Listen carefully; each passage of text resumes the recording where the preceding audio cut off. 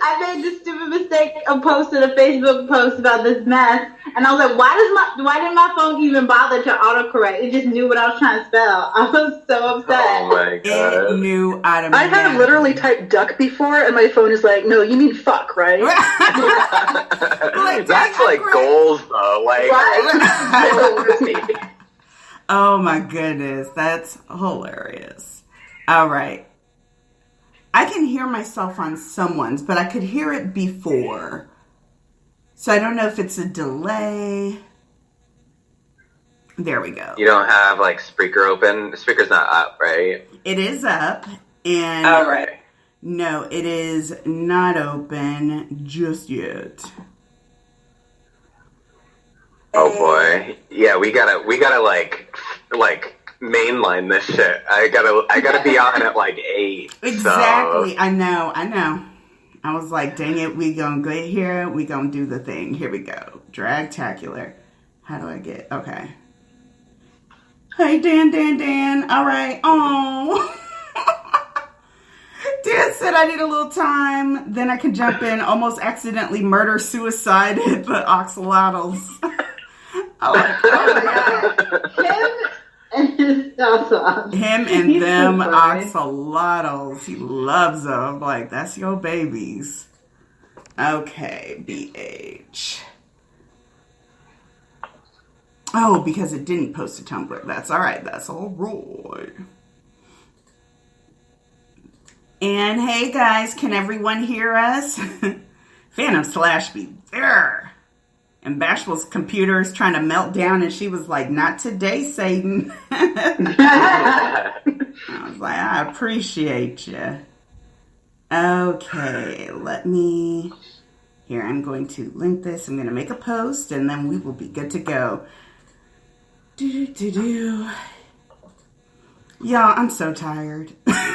Me too. I had to lay down before I did this. Yeah. I was like, let me rest up. And I was calling him, and he was trying. just like, my bad. I had to take a minute for me. And it's Amazon Prime Day, so if I'm just staring wistfully at my screen, it's because I'm trying to get them deals. That's what I know. That's what I realized. I need to do my Amazon Prime because they sent me that thing. It was like, it's $10.99 a month now. I was like, ooh, yes. Ooh, yes, through Sprint. Mine is through Sprint, and they just added to my phone bill, and I'm like, thank you. Nice. Come and join us. Send cues to ask BHAD podcast. All right. Ooh. BHAD podcast on Spreaks.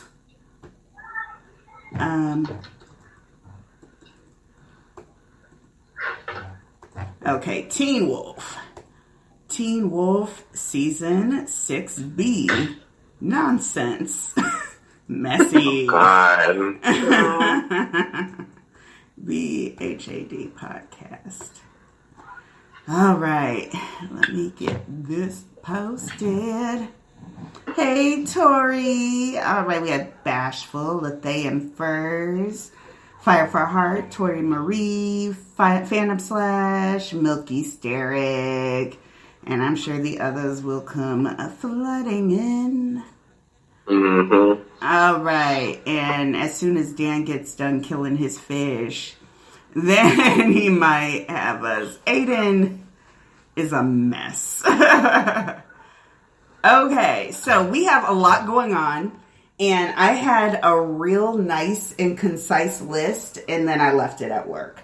So get together, Stacey. Yeah, now we're gonna be off book. I'm tired. I'm telling you, but we do have a lot to talk about. All right.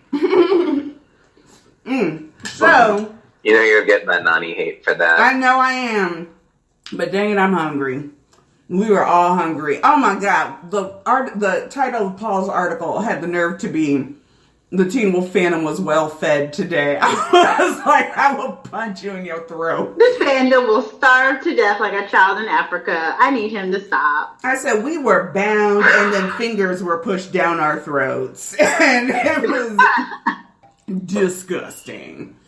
But fandom is bulimic. No. Yeah, it's just a mess. So, welcome everyone to the Sterek Dragtacular. I, of course, am Sticky Keys. To my right, that lovely voice you hear is Jess. Say hi, Jess. Hi, folks. Yay. To her right is Ethan. Say hi, Ethan. I'm not ready for this, you guys. We are not. Is anybody? I don't know. Some people, maybe. Some people are ready. I know at least a couple stands on Twitter that are definitely ready for this. And they need to sit in the corner. They need to get right because they know better. They know better. We're gonna talk For about real. it. We're gonna talk about it. To Ethan's right is Bree. Hey, what's up, Bree? Hello. Easy breezy, beautiful. Hi. To Bree's right, who am I missing? Is me. Never mind. I was thinking, this is what I'm telling you. This is making us crazy. Because not only do we get... She was like, who's that girl? Oh, it's me. Who can it be? No, so not only do we have the trailer, but we have Hecklin's No Homo Shenanigans. Which is becoming a hot mess. We have the Scott stands who have lost their goddamn collective minds. We need to talk about that because I know nothing about it and I want to smile. Okay. No, they have gone straight delusional. I'm putting it on the list. Where's my pen? Scott stands. We are going to talk about them because they are off the rails. I thought Stydias were going to be nonsense. Although, okay, I am going to give this to the Stydias. A friend of mine sent me, Scruffy. That's who I'm forgetting. Oh, Lord, I'm so sorry, girl. Amanda's probably like, what's going on? And I have no idea. I think... Why can't you work with me, Google? Why are you trying to work against me? I love you so much. All I do is treat you right, and all you do is do me dirt.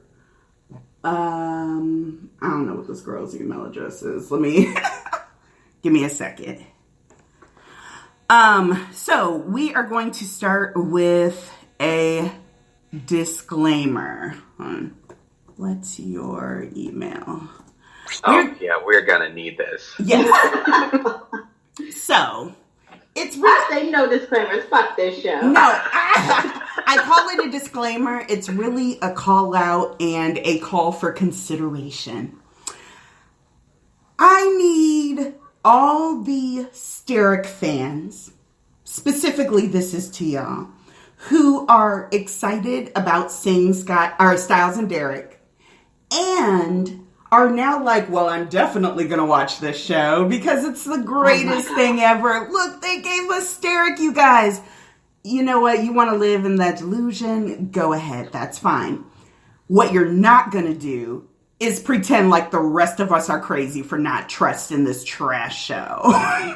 And Thank you. That's what you're not going to do. Thank you. I'm like, because we knew that the signees and, and all those people were going to do it. And I did see the ones, bless their hearts, that were like, I feel some sort of way. I see Styles and Derek. I'm all excited. I know the show is trash and I hate the trash, but I'm excited. I get that. That's fine.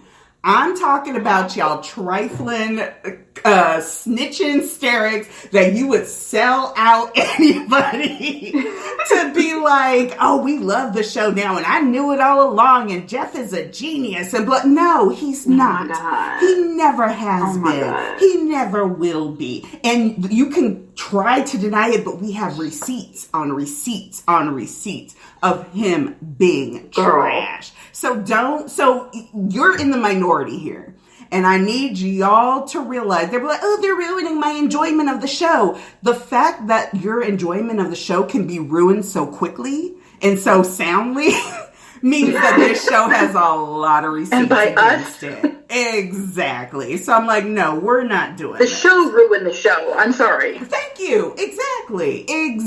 That is not Sterek's fault. That is not our fault. If you want to talk happy about the show and, I can't wait to, maybe they're going to do this and I bet they're living together in New York and they're married and they're going to kiss and I bet they're going to kiss and we get endgame Sterek. No, you know that's not going to happen, you guys. And that's I get no, I don't get the enthusiasm because I'm still very much in my new phase. I agree with you, Stacey. Like 95% of Sterek fandoms after this trailer were like, no. And that 5% is just killing everybody else. It's like, no. You want to be happy, you go join Studios or something. Don't play in this yard. Go play in somebody else's yard. Exactly. Because I'm like... We're crazy because in like 3 arguments yesterday alone. Why don't you? I'm so excited. This is so amazing. How come you're not happy? Because this is shit. This is bullshit, and we know it. Exactly. I made the joke, and dang it, I'm black and I can make it, and I do what I want. But I was like, this is like the 40 acres and a mule for us. This is the T1 trash to the max and being like, I know we have been trashed for the last 6 years specifically to Sterek's. But look, we got Styles and Derek, you guys. Yay, watch our show. And I'm like, no. But there are a bunch of Sterks who are like, I'm going to watch now. I can't wait. I'm just watching for Styles and Derek. Ratings don't matter. Ratings do matter. And we're going to talk about why tonight. So, God dang it, Amanda. Girl, hurry. So that was my main disclaimer, is that if you see a Sterek being salty, let them be salty. Because we have something to be salty about. This ain't no surprise. Girl, these are Stereks that showed up in like season 4. Right. These aren't real Stereks. These are the young ones who like saw a GIF set during season 4 before Derek left and then jumped in the Sterek bandwagon. The rest of us have been here from the beginning. We started from the bottom, now we're here. Right. And I'm telling you, like, that's why.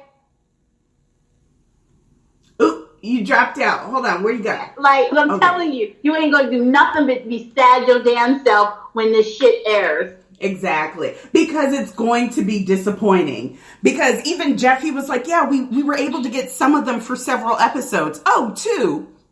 And part of 2. And the episode is only about 10 seconds at the end. And it's probably going to be the 10 seconds at the end of 619. And I will concede that they did probably have them in 620. Hey, Amanda, are you here? Hi. Yay! Good to see you. Everybody, Scruffy Sterek is here. Hi.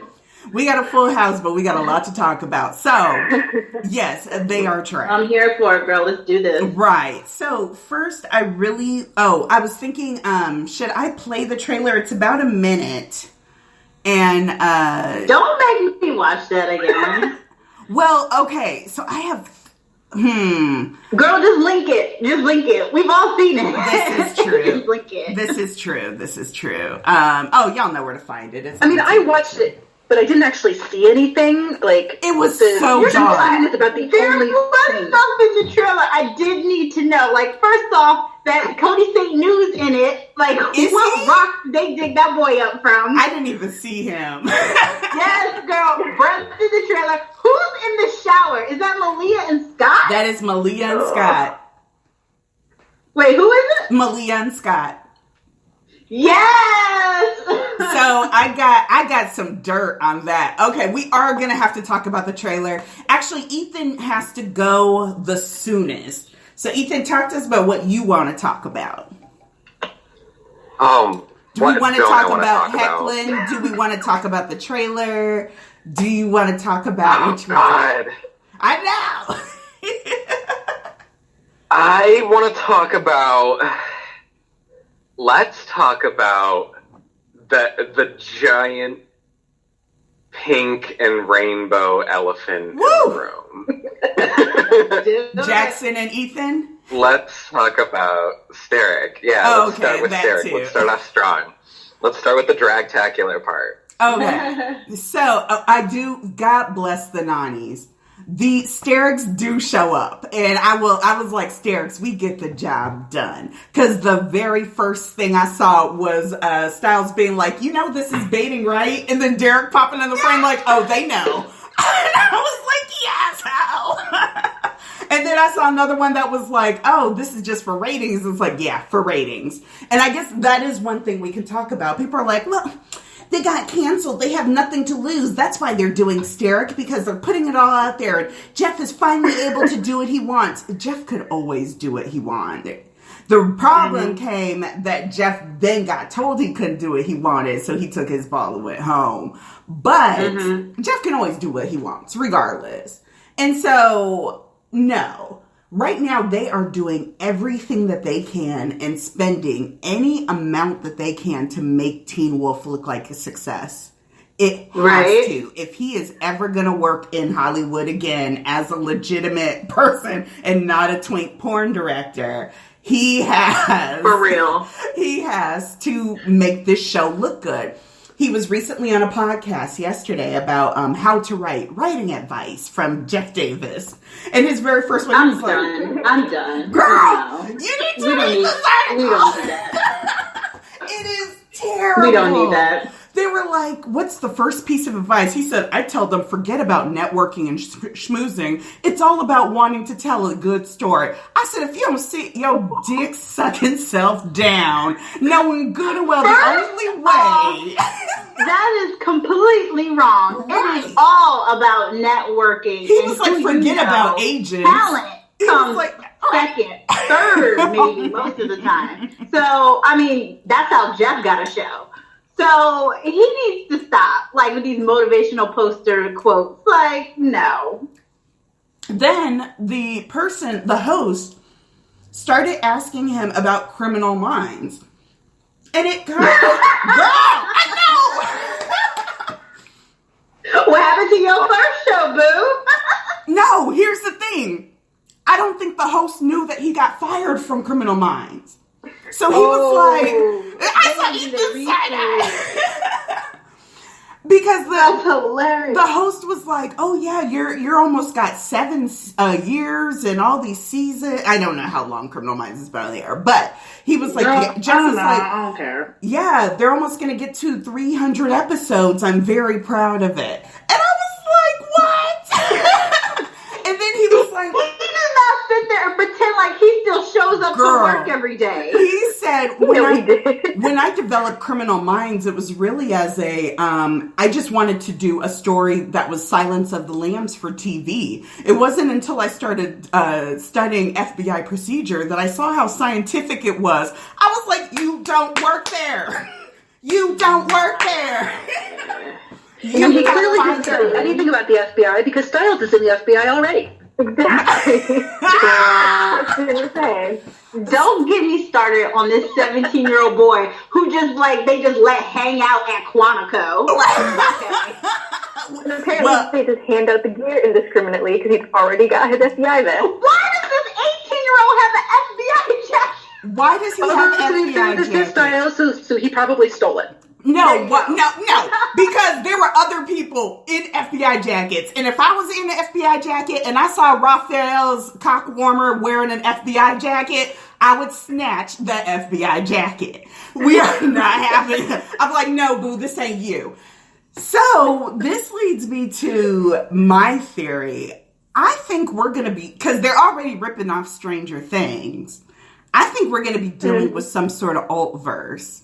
And everybody, I keep asking, and everybody gets real quiet and real Stacey. mum when I ask about it. I know. Stacey. I know. Stacey. But this Are you is why. listening? Did we not predict this shit last year? That's what I'm Did we saying. not say they're going to pull some Stay Elsewhere shit? I'm telling you, it's going to be a little autistic boy with a snow globe at the end, and I'm going to die. And it's going to be Styles. Because he got whumped one too many times by the Nagitsune. One too many times by that feral coyote. But Wait, who are you asking? And they keep, and they're like, no, I got a gag order. So we got some spoilers. We got some people with some deeds All and some things. So the reason I think we have this alt verse is because we have that BJ Wads where he posted that picture. Posey told him to post that picture that said like father like son.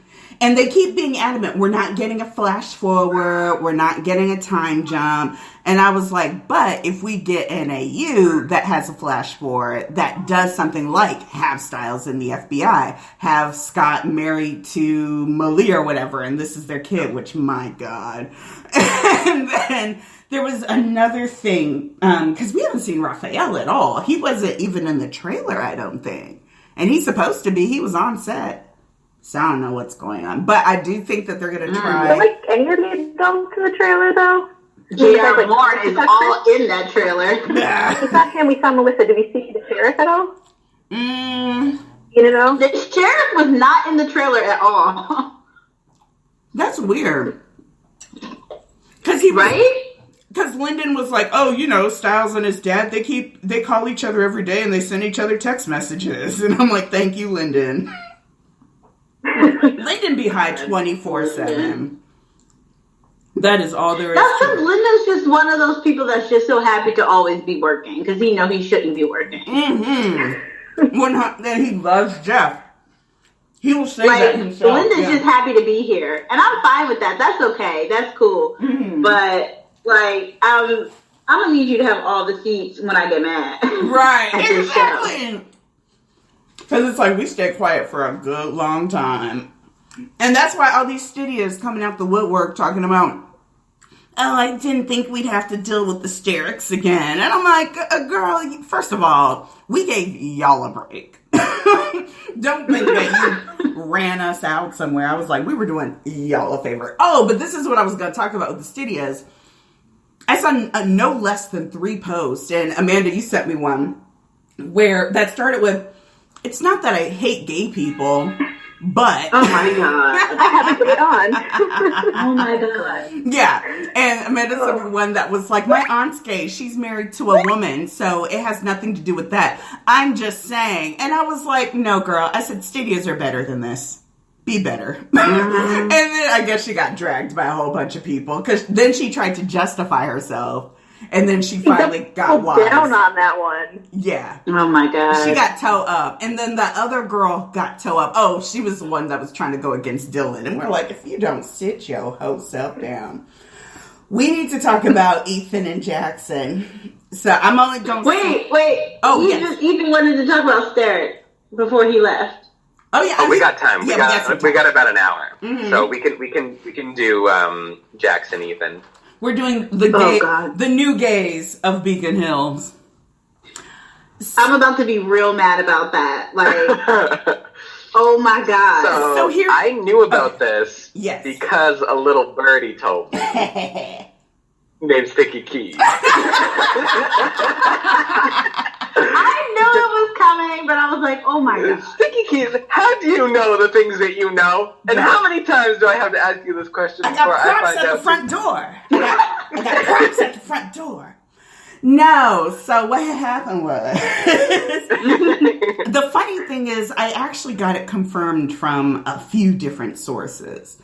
And so that's how I knew that there were going to be shenanigans afoot. Plus, I have another part of it that I haven't even really, exposed to people. So we're oh, God. I'm only saying this once. There's a second part to that mess.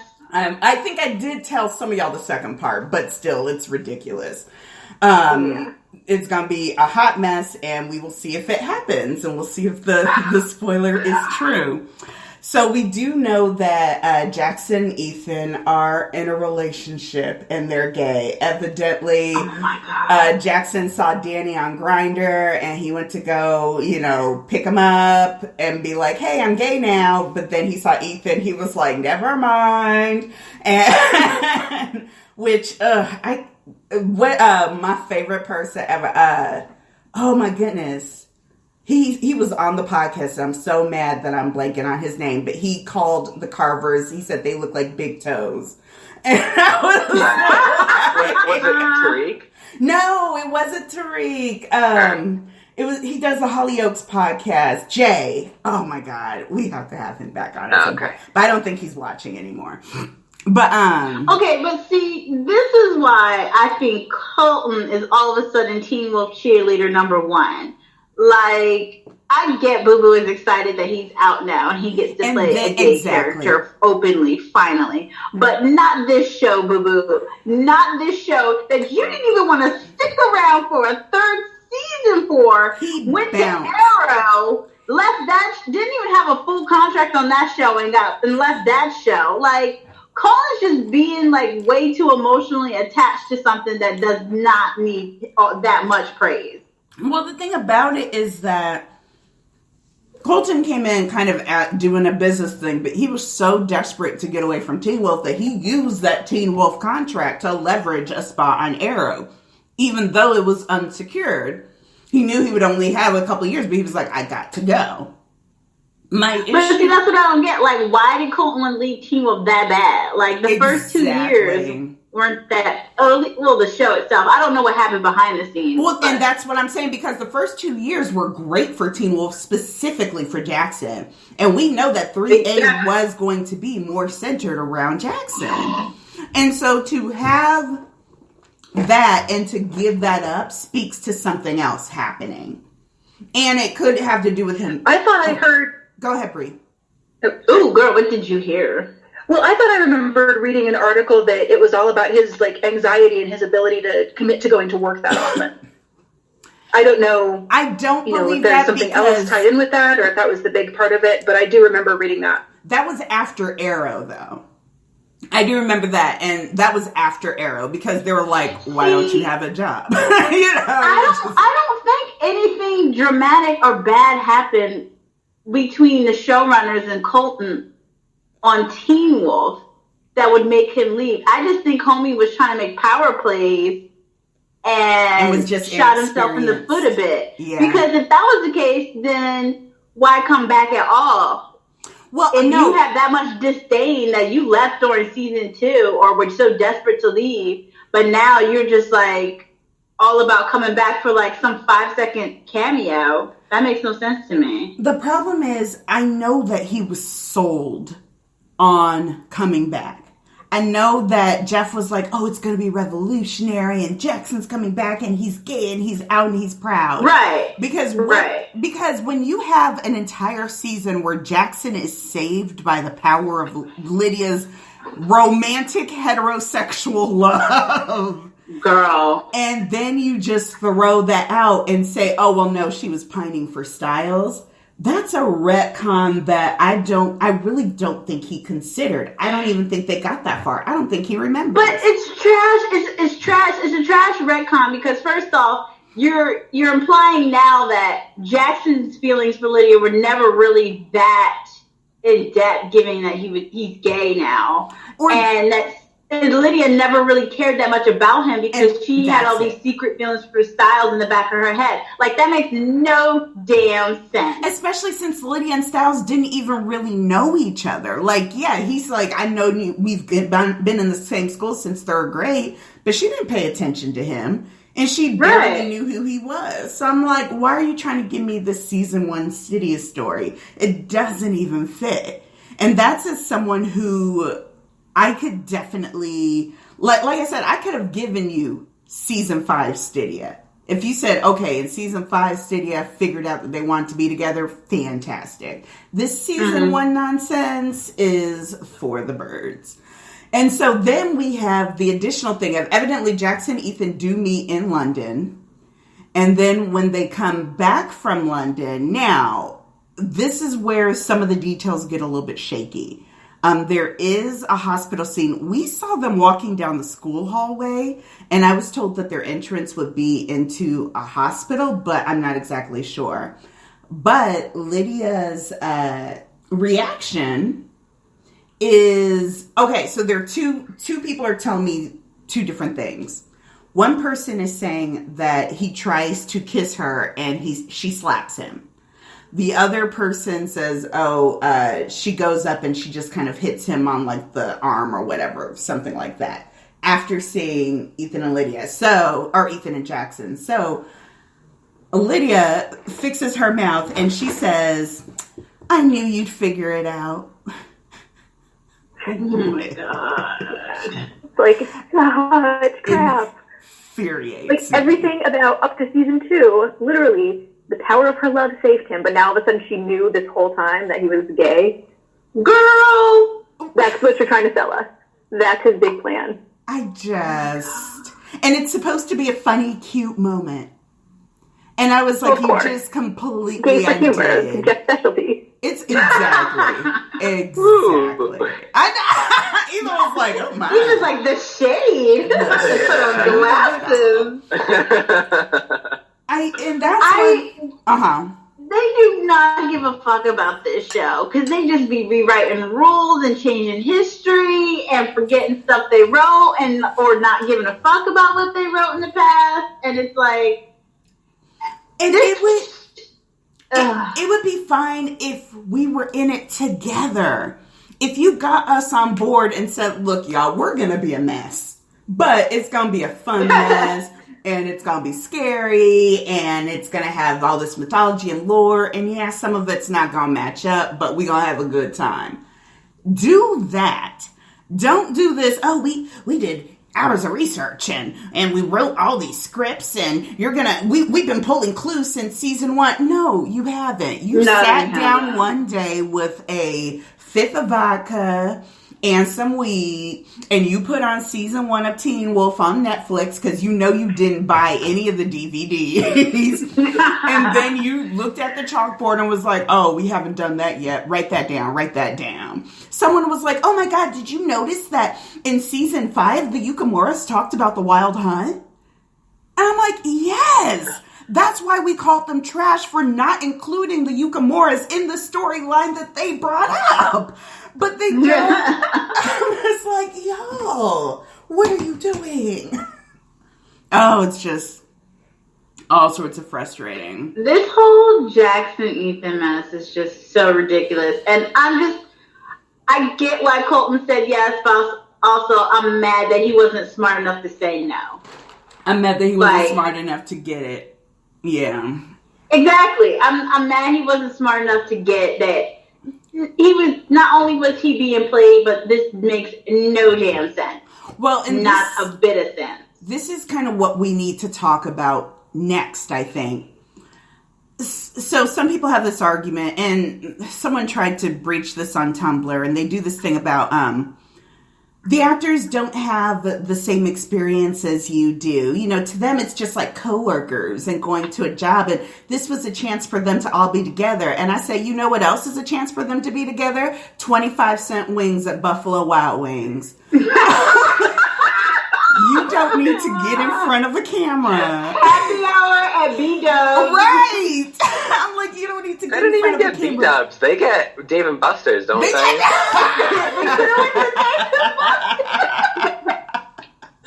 So I'm like, you are not going to give me that, because I had a terrible job. And some of my best friends to this day are from that terrible job. But god dang it, I am not setting foot on that campus if I don't have to. Girl. So then I want to know why Hecklin showed up. I really do. I think Hecklin showed up A, for the money, and B, for Dylan. Oh, absolutely. Whatever they... Do you really think Dylan convinced him to really come back? I don't think... Not interpersonally, but I think, like, the notion of Dylan was like, oh... No, I think like, it was interpersonally. This is the last time. And here's why. Really? Here's why. So we Go have ahead, been... Sticky. I know, right? We have been... Now, are O'Brien glasses on or off? O'Brien glasses off. I know. O'Brien glasses off. And we're going to talk about this. Yes. Okay. So... we have been talking a lot. We have been tracking Hecklin's responses at conventions. And Hecklin's response up until that last convention of that year, which I want to say was November. It might have been October. So someone in the chat, if y'all remember what month that was. up until that convention, he was like, I have no plans on going. I'm sorry. So this is where we always get mixed up. He never explicitly says, I'm not going back. He says things like, Derek's story is over, blah, blah, blah. Right. This convention, he actually said, I don't have any plans, or like they haven't contacted me about going back. Then all of a sudden, we have him on set in December. That's not him keeping a secret. That's not him being spoilers. That is a 6-week window where a deal was forged. And you also have to deal with Dylan. 610, and Paul is finally conceding on this, and it drives me crazy that it took him so long. 610 was Dylan's last episode. It was. He was done. His mom replied on my post. She has not done a single thing on me since. Dylan was done way back when. Exactly. So whatever happened, they were like, look, we are trying to get everyone together, come back on, and then he was like, who else is coming on? And then I think Dylan was a draw. Hey, Dan. Can you hear me okay? Yep, and I like your shirt. Okay. Oh, thank you. Thank you. Love it. What is your shirt? Appropriate. Yeah, what does it say? Bizarre, weird, twisted. Dan, what does the rest of it say? Read it for us. That's all it says. Oh, okay. Bizarre, weird, and twisted. Oh my God. I need to get this shirt. It says twisted, weird, bizarre. And the E in twisted is like the E in Sterek. And then the R in weird is like the R. And then the bizarre, the E is the Sterek. Oh, it's fantastic. And I'm like, yes, house. Nice. I'm like, if you're going to insult us, we're going to make it fashion. But, Dan, so we're talking now, Dan, about the kind of the culpability. Yeah, who went back and why did they go back? And I'm not necessarily one that's like, okay, this is the stance that I take on it. If people are mad that they went back, I get it. If people are disappointed that they went back, that's fine. That's totally cool. I get it. There's going to be some business things that we're not privy to. There's going to be some things that we just don't know. But all in all, it happened. And I think that they think that it happened the best way that it was going to. I don't think that, like, now, what's going to change my mind really isn't what they do with Sterek. It's what they do with Stydia. I still don't think that they're going to be big on Stydia. Jeff has promised that there would be Stydia. I don't think it's going to be the way, definitely the Stans want. They want a full-out sex scene. That ain't happening. We might get a kiss. I don't think they want this kiss, and that shit ain't never going to happen. What cracks They want rings and babies. Yeah, they want rings and babies, and it's not going to happen. Well, do you see them all freaking out about that one picture in the morgue, and she's wearing a ring, and it's on the wrong hand, but they're all freaking out that it's the wedding ring. And it's like, when would he have time? He's not going to show up to 6:20, so he sees her, he was like, marry me, Lydia. Okay, let's go. Like, what? I know. Like, this Donald can't get married. His 18-year-old ass is in the FBI. They got to be married to the job. I said they would never give stuff. I'm gonna marry this 18-year-old career all in 2 episodes.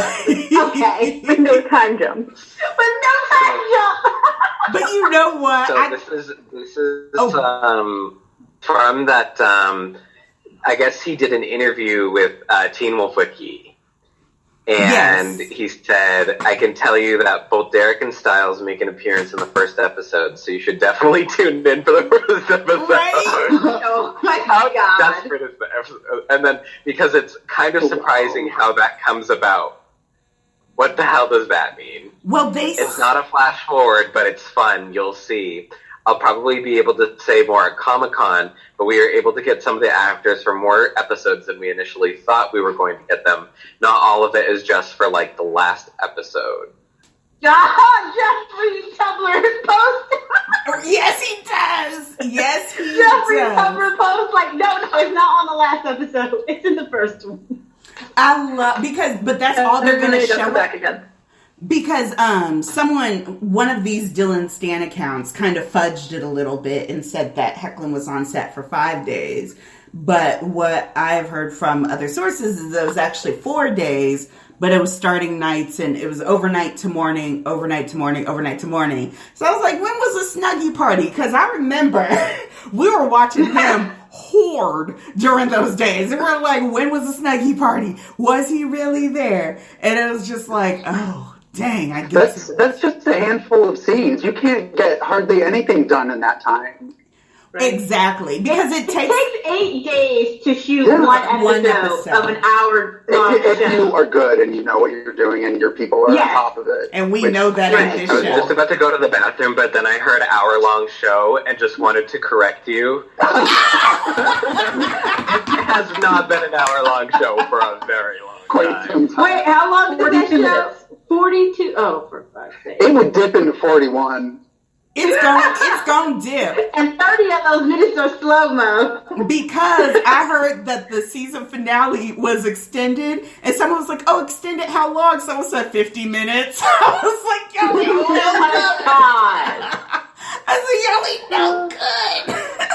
But honestly, part of that is not their fault. It's MTV's fault. They have a 4-minute block of commercials for all their shows because it's, fucking promo and sponsors. But you know what's funny is, they haven't been at Upfronts for a while, so they're just dealing with the same sponsors. And so it's going to be AT&T. It's going to be whoever the car company is. It's going to be the anti-smoking campaign, and someone's going to pull their teeth out. And then it's going to be MTV. It's just going to be all catfish and house mom and all that nonsense.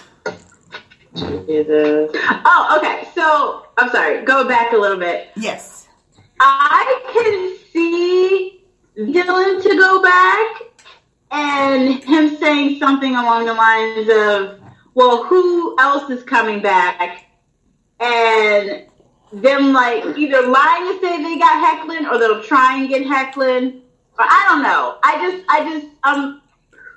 I can't see why Hecklin went back. I really feel like it was Dylan. Because someone had brought it up again. Dylan asked him personally, dude, I don't want to go back by myself. Please come with me. I think that Dylan was like, unless we can get this Styles Derek thing resolved. And I'm not talking about Sterek, and I'm not talking about making it romantic. I think he was like, we need to get this Styles Derek thing resolved. And what makes me think that is someone had brought this up, and I had forgotten about it.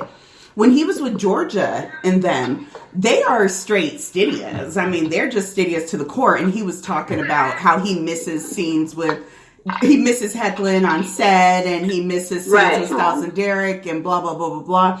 And I think that if anything has gotten to his ear from fandom, it has been that. At the very, very least. Not to the volume that Hecklin has gotten it. But I definitely think that he was like, we need to just figure this out. I don't think Scott was enough. I don't think, because he was ready to go. I think he came back because he was like, okay, if you can get Hecklin, you can get, whatever. I really just think it was Hecklin. I don't even think it was Colton, honestly. I don't think it was anybody else, too, if he came back. I think if he was like, yo, if you can get Hecklin to come back, then I'll come back. And then Jeff was like, wait, can you get Hecklin to come back? Jeff was like, you got his number? Well, I have maintained for as long as I've been part of the Sterek fandom that Hecklin would never go back to that show unless he got a chance to have scenes with Dylan, because that's what they always talked about. That was always their favorite part of being on set. That was always their favorite scenes. It was always about each other. And I have always believed that he would never not go back unless he got that opportunity again. Mm-hmm. I think so too, honestly. I mean, that's the one thing they both always talked about was their favorite teams were together. They loved working together. They wish they had more teams together. So can't tell me those two don't bone. Girl, I know. Now the O'Brien goggles are on, Ethan. Yes, they be both. Someone said, Gil's Obsessions. They was like, watch Dylan show up in France talking about bonjour.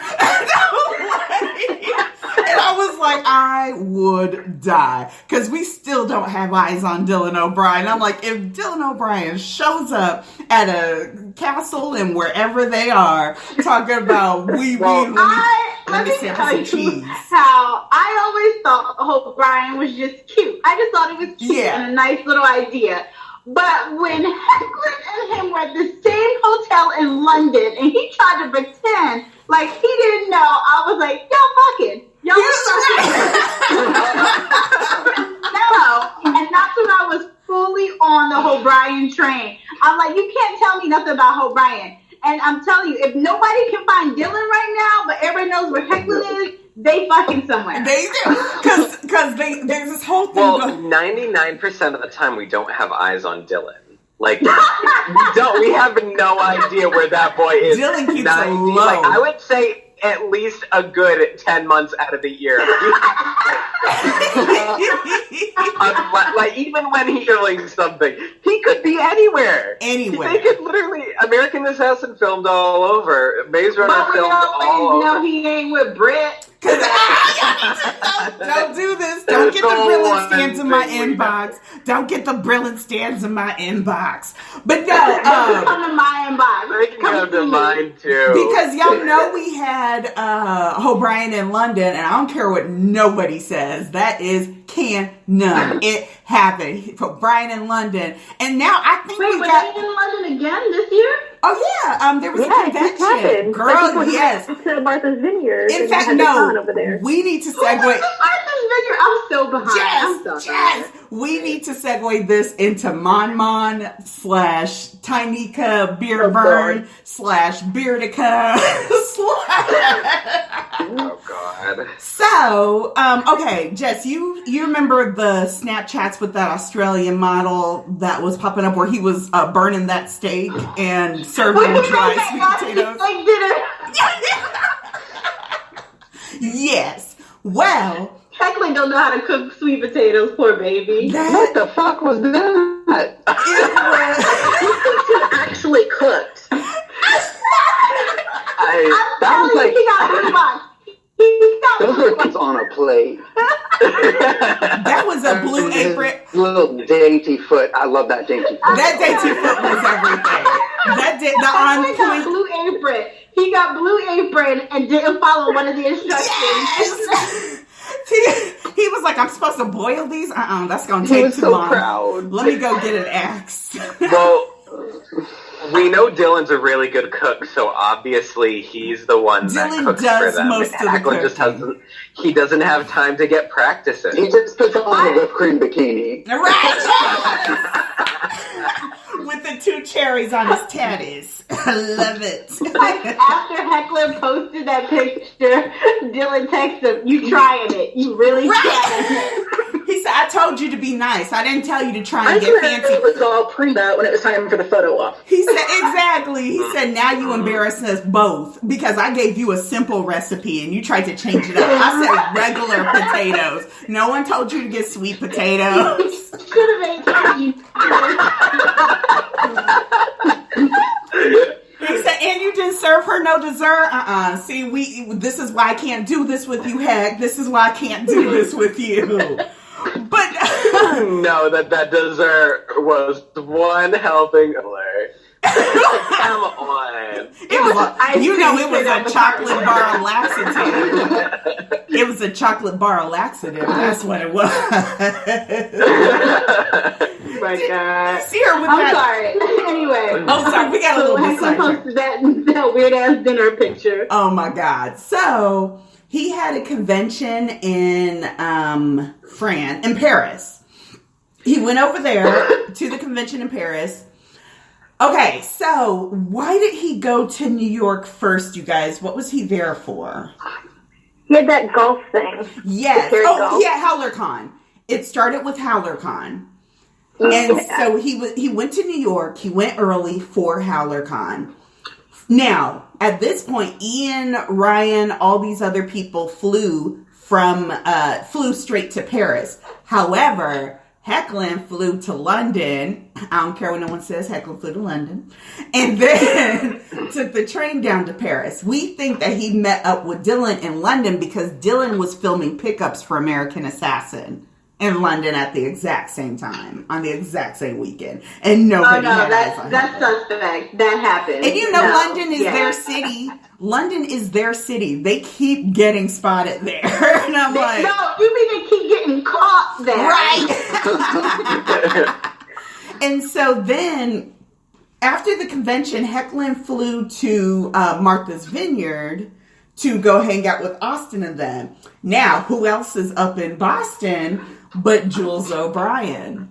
So we speculate that maybe Papa O and Dylan wanted to go see what's up, sis. Let's go to Martha's Vineyard for a weekend. I've never been there myself. And so then he flew back to Paris at the exact same time that little Maimon flew to Kuala Lumpur, then to London, then to then to this little French city where she's either two things are happening. Either she's with Hex or she's pulling an Alina Gerber because she keeps posting pictures of places that they've been, but like hours after they've been there. And I'm just like, what are you doing, girl? What are you doing? And so we think that Hecklin is either still in France or they may possibly be heading towards the Mykonos, which is going to be a new Maldives. Okay, but where is she? And nobody has eyes on Dylan. No one has eyes on Dylan. And how does that boy disappear? I don't get it. No, I'm telling you, Dylan made a contract. Dylan made a pact from the very beginning. He's like, look, I'm going to do my business and I'm going to try to stay out of your face. And if you let me do that, please leave me alone. And for the most part, people have been like, okay. Because he's like, I'm not claiming to be good. Because the one time that he broke that was with that ridiculous Relic Gate stuff and that blew up. And he was like, all right, I'm good. That was me. That was my bad, y'all.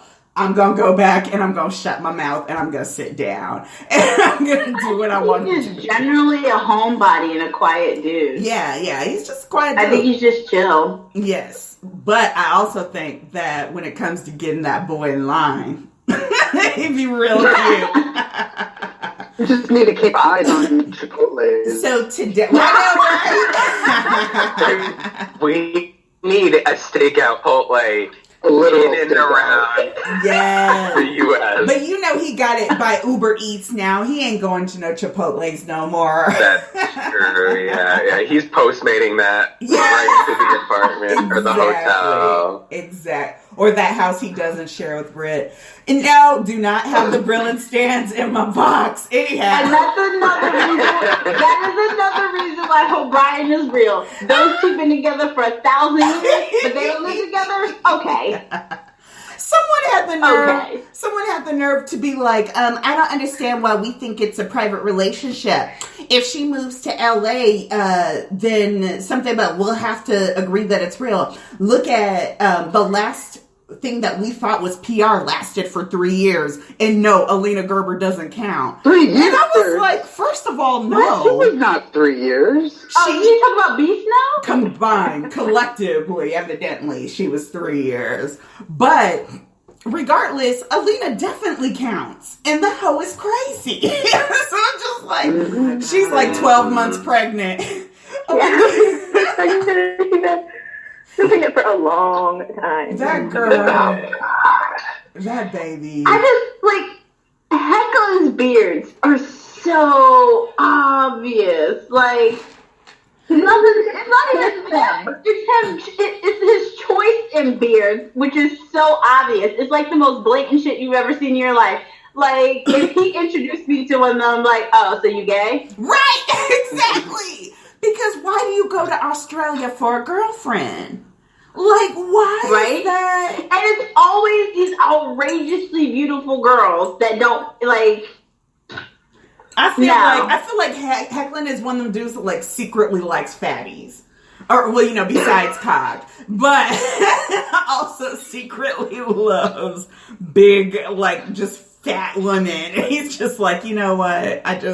I gotta keep up this image for myself. Superman can't be lugging these pounds. But I'm like, if anyone could do it, it's Superman. So you need to quit hating. Anyway. Okay.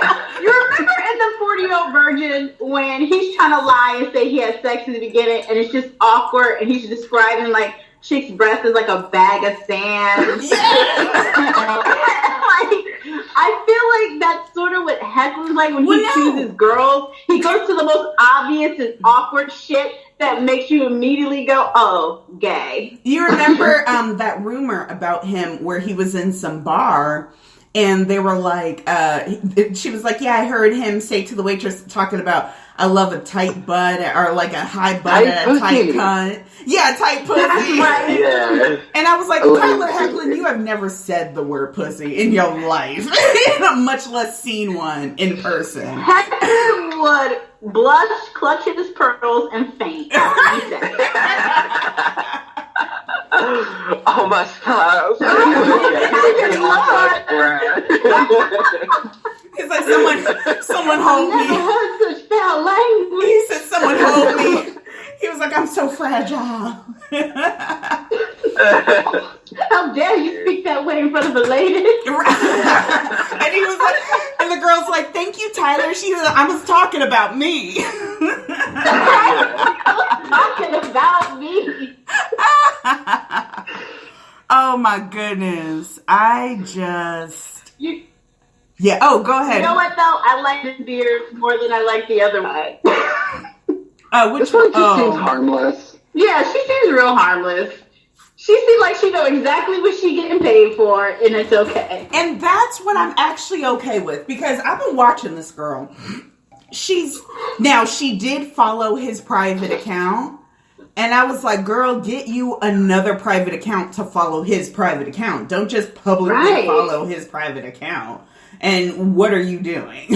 So, and that's what we were actually talking about this today. The issue with Hecklin is he does these things where if we have one extreme where we have, okay, wait, I'm going to finish this thought, then we're going to back up a little bit.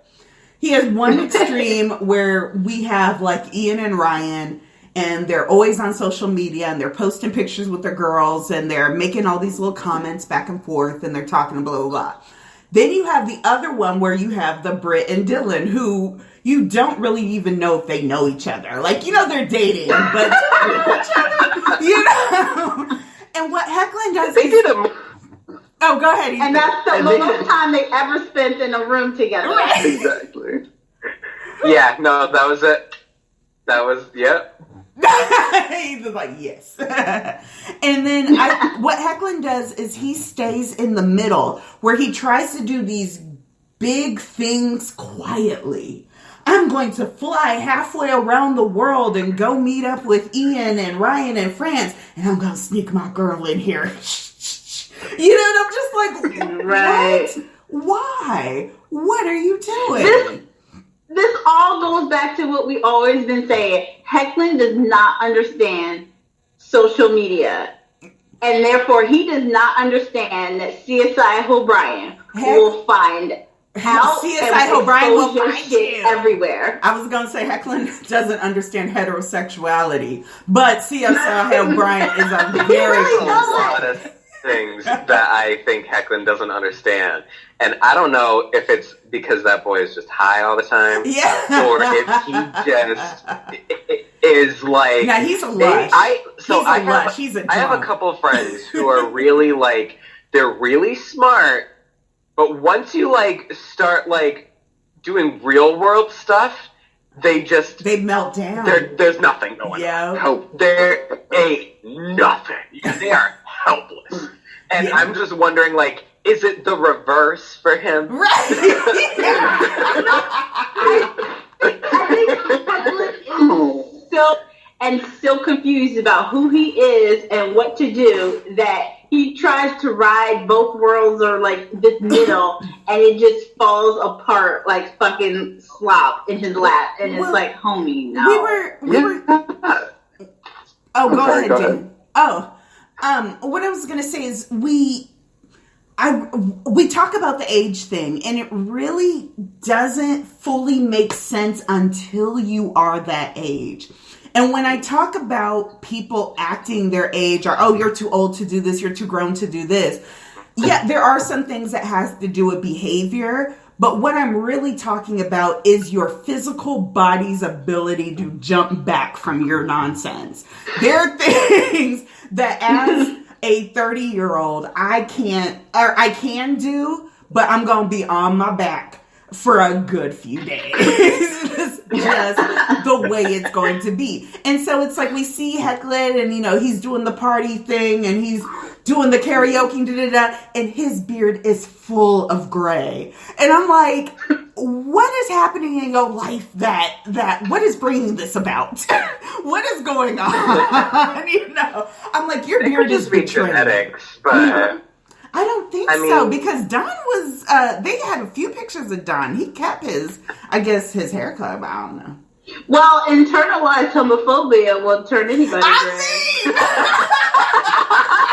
It's the stress of trying to figure out how bearding actually works and how to make it realistic to other people, and he just can't get it, and he's just completely stressed all the time. I posted in the chat an Imager link to a picture of him and Brittany Snow. I saw. And she just has them help me eyes. Yes! Picture. And I'm just like, she's in the dark place. She's in the sunken place. She's in the sunken place. Podcast is so shady.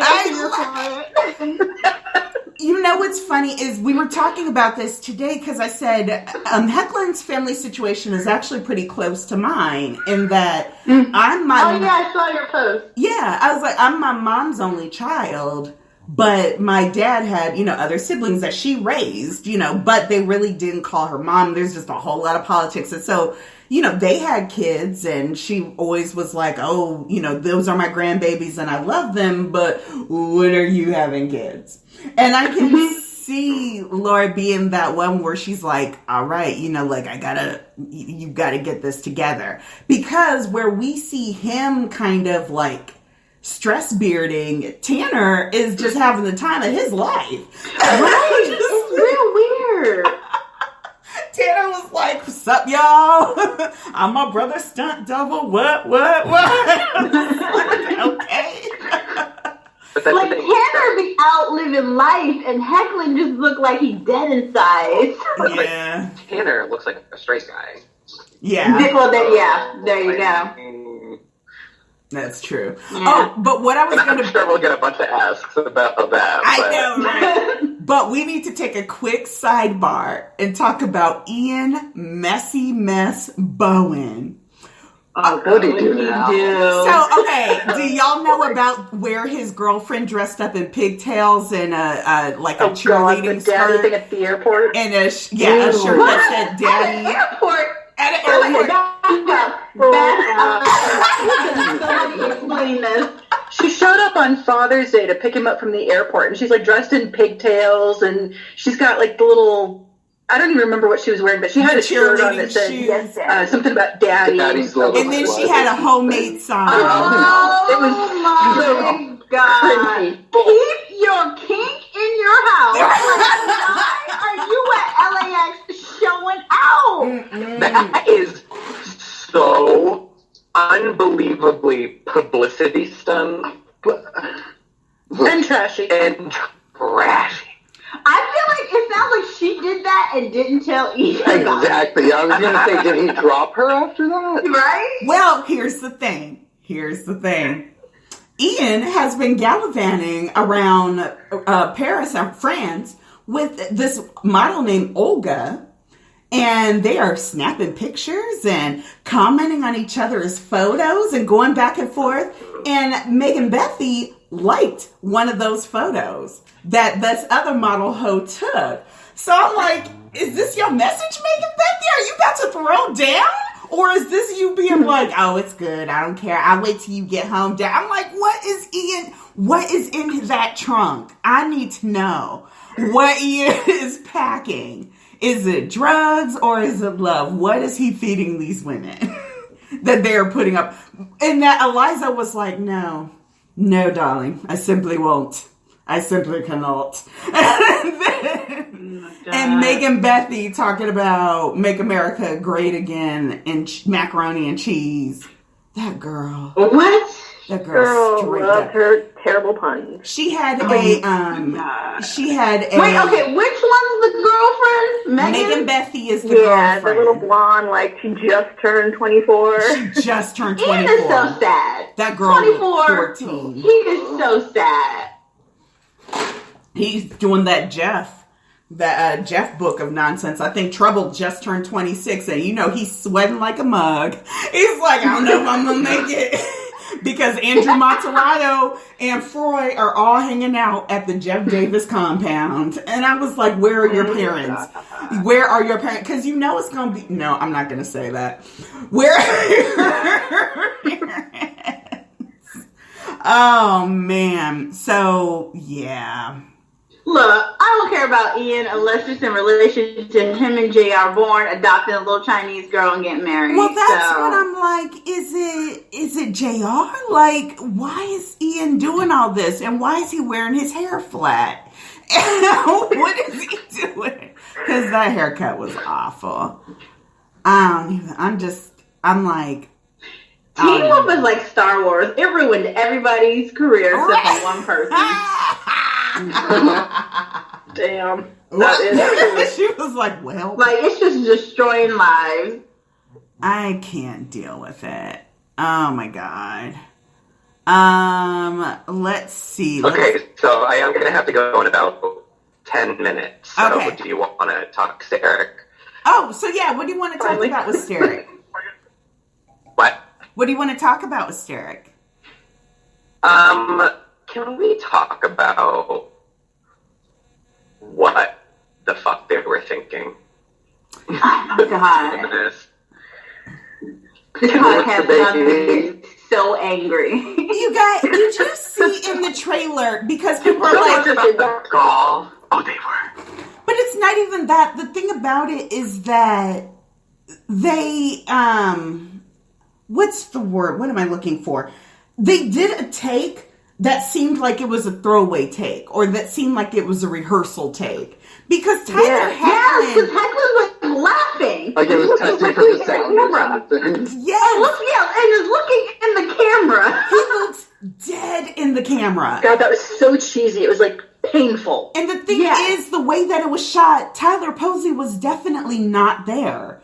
And so they keep showing this Tyler Posey reaction shot, and I'm like, he clearly wasn't there when they filmed it. There's no way this works. So then you could tell that after that, you could tell, especially when Dylan like rolled his eyes and then they cut away, you could tell that he was like, all right, you guys ready? All right, let's do this. And they're like, oh no, we're good, moving on. He's like, whoa, wait, what? He's like, no, move it on. Check the gate. I only saw the trailer once because I could only stomach watching it just the one time. So correct me if I'm wrong, but I thought that you see Dylan and he's like, hey, you didn't think you were going to do this without me. And then when Hoechlin pops forward, he's on Dylan's left. But if Dylan's in the driver's seat, Hoechlin wouldn't be able to be on his left. So it clearly wasn't meant to be like they just rolled up. Well, this all sounds like some kind of CW 1990s bullshit promo. Exactly. They're sort of in character, but not really. And like, what? It looked like an outtake that they kept. Yeah, exactly. It just, it looked, first of all, why wasn't Hoechlin in the car with Styles? If they just rolled up together, why was he outside the damn car? Because it didn't look like Posey was in the damn shot with them. Hoechlin's laughing and looking directly in camera B. Girl, it's because he had to zip up his pants before he said his line. We all know this. Oh my God. But no, I feel like it's the opposite. I feel like they actually wanted to do a couple more takes, and Dylan was like, "You got me for another hour." All right. So, no. He was like, "Is there lunch? Someone go give me some lunch." All right. I feel like I told you I'll be back. I didn't say I was going to be nice the whole time I was here. Oh my God! I'm just wondering. So obviously, I knew that they were really desperate for ratings and stuff like that, and like for people to watch and yada yada yada.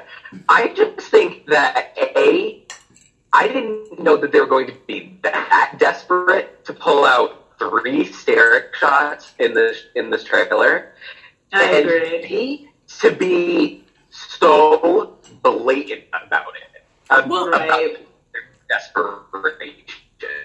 The thing I knew is, that they had it in them. I just didn't think that they would sink there. Right.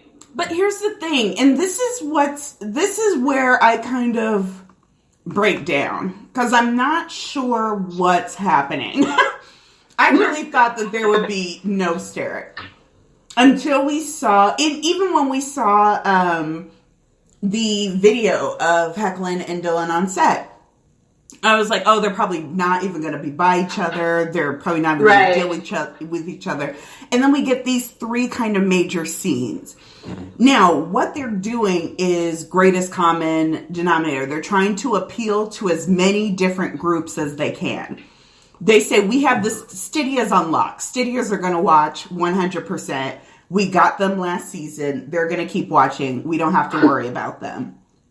Scalia's and the Malia stands, we put Malia with the true alpha. People are going to love that, and we'll deal with that. How do we get the Sterek numbers back? And this is where I'm wondering is, what this tells me is they knew about the Sterek numbers. And this is what makes me extremely proud and petty, but also infuriates me. That all this time, they knew what they lost. And they had so many chances to make that right and to get it right. But now they're to the point where they need it. Where they said, we have to make this show look like a success. We have to get ratings. We have to go out on top. We have to sell it to syndication. We have to get to this 100 episodes. Even in that fake interview that Jeff had today, one of the very first things, oh, Teen Wolf, I heard you guys just got to your 100th episode. Yeah. Oh, that's a great accomplishment. Congratulations. And that's what Jeff is looking for. So Jeff had us in his back pocket the entire time, and now he's saying, okay, let's pull this out now. And I'm like, you made it so that 2 of your stars wanted to bounce. Both of Sterek wanted to leave desperately. Dylan stopped all promo for Teen Wolf, and this is what people forget. I remember, girl. Oh, bless his heart. There was a one of the Meta people. We were anti-promo. Yeah, we were fighting. Of course, I was fighting against Nixie about something. I reblogged something, and then someone reblogged her post, and I messaged them and I said, "You're doing the Lord's work." I was like, "You're one of the few people that actually, talks back to her that she hasn't blocked yet. So, thank you for doing this." And he was like, "Just because we have a common enemy doesn't mean that we agree, because I don't agree." And I was like, whoa. And then I realized that. And I was like, hold up. And so I was like, he was like, we definitely have a lot of things that we disagree about, specifically with the impact of Teen Wolf on Dylan's career. And I said, you know what? We're going to disagree. But that's fine. I don't mind that you have a different opinion on that. If you don't mind that I have a different opinion, I won't rub it in your face. You don't rub it in my face. We're good. And he's like, oh, okay, we're good. But it was one of those things where you could tell it was that sect of people who are like, Dylan has always loved Teen Wolf. Yeah, Dylan has always loved Styles. And Dylan has always been good and been loyal to the show. But Dylan got to a point where Dylan did what was in his contract and not a thing more. Right. And that's telling. It's extremely telling of your show. So when you have Dylan with his foot out the door gladly, you have to do something to make that up. I don't know what they paid him, because at Comic-Con, we're going to get another full-length, longer trailer, and we're going to get this season on Super Tease that they hired some random editor to do. And I'm just That's always the best thing about the season. And that's always the best thing about the season, exactly. And so I'm just why are they going to Comic-Con? They have no money, no fans. This is a waste of time and money. Because they're a success, Jess. They're a success. They're getting Hall H. It has 6,000 seats, and all of them are going to be there for Teen Wolf. They do not have Hall H. They have Hall H. They do. Not even in their prime did they do Hall H, but now they do. They got Hall H. Somebody paid for that. Y'all, exactly. Jeff Davis gave up his Coke money. Who said that? Who told me that? Someone actually said that from his dead cold hand. Someone was like, he gave up his Coke money for a weekend. Oh, it might have been Ethan. That was me. Oh, was it you? He gave up hookers and blow for one weekend. Exactly. But that's the thing, is I said they are working so hard to make this show look like a success that they are just burning. Because what I found out, Jeff and them manage the studios that they were in, and he's trying to buy those studios so that he can lease them out. I said he's trying to pay for Comic-Con. I was like, y'all, it's the AlphaCon model, and it's what got them in trouble, but he is doing it. He is pulling out every stop he can to make Teen Wolf look like it was successful. But that lets me know that he knows he fucked this show up. Exactly. That they know this show ain't nothing but fucking trash, and it's their fault. Yeah. Like, it's MTV's first scripted show. Started off great, and then they fucking ruined it. Everybody ruined it. Jeff ruined it. The writers ruined it. MTV ruined it. Fucking Viacom ruined it. Oh my god! Like everybody Shelly ruined it. Shelly straight up did ruin it with her little bullshit Viacom contract. Oh my god! But anyway, so they all ruined this show. Their very first show that was great and a success, and launched the career of like a movie star in the making with Dylan. And with this huge internet fan base that they shat on, and now they're like, yo, the show's ending, we're in the trash can, we gotta come out on top looking better than this. Exactly. And like, they are just trying so hard. But the sad part is, it's not gonna work. I don't believe for a second it's gonna work. I go back and forth, because there are times when I think they're gonna say it's working, but we're gonna know the truth because we're the fans. Yeah. Because Colton was showing all these trailer reactions on his little on his Instagram, and it was just like, these people really love and believe in Teen Wolf, but I don't think these people are watching Teen Wolf. I really think are bots. Girls, those are bots. Well, that's what we were talking about. Well, Twitter. Someone was like, Russian bots.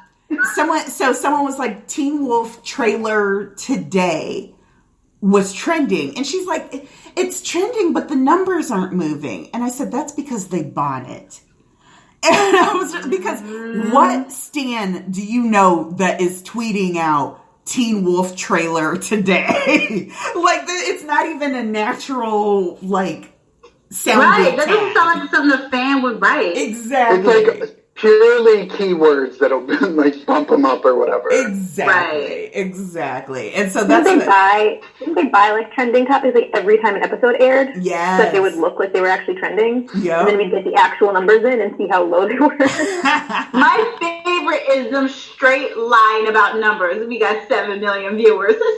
All like the way down. I was like, cockroaches don't count as viewers. And then those Simons come up with the real numbers. I'm like, bless you, child. Oh, it was fantastic. Oh my god.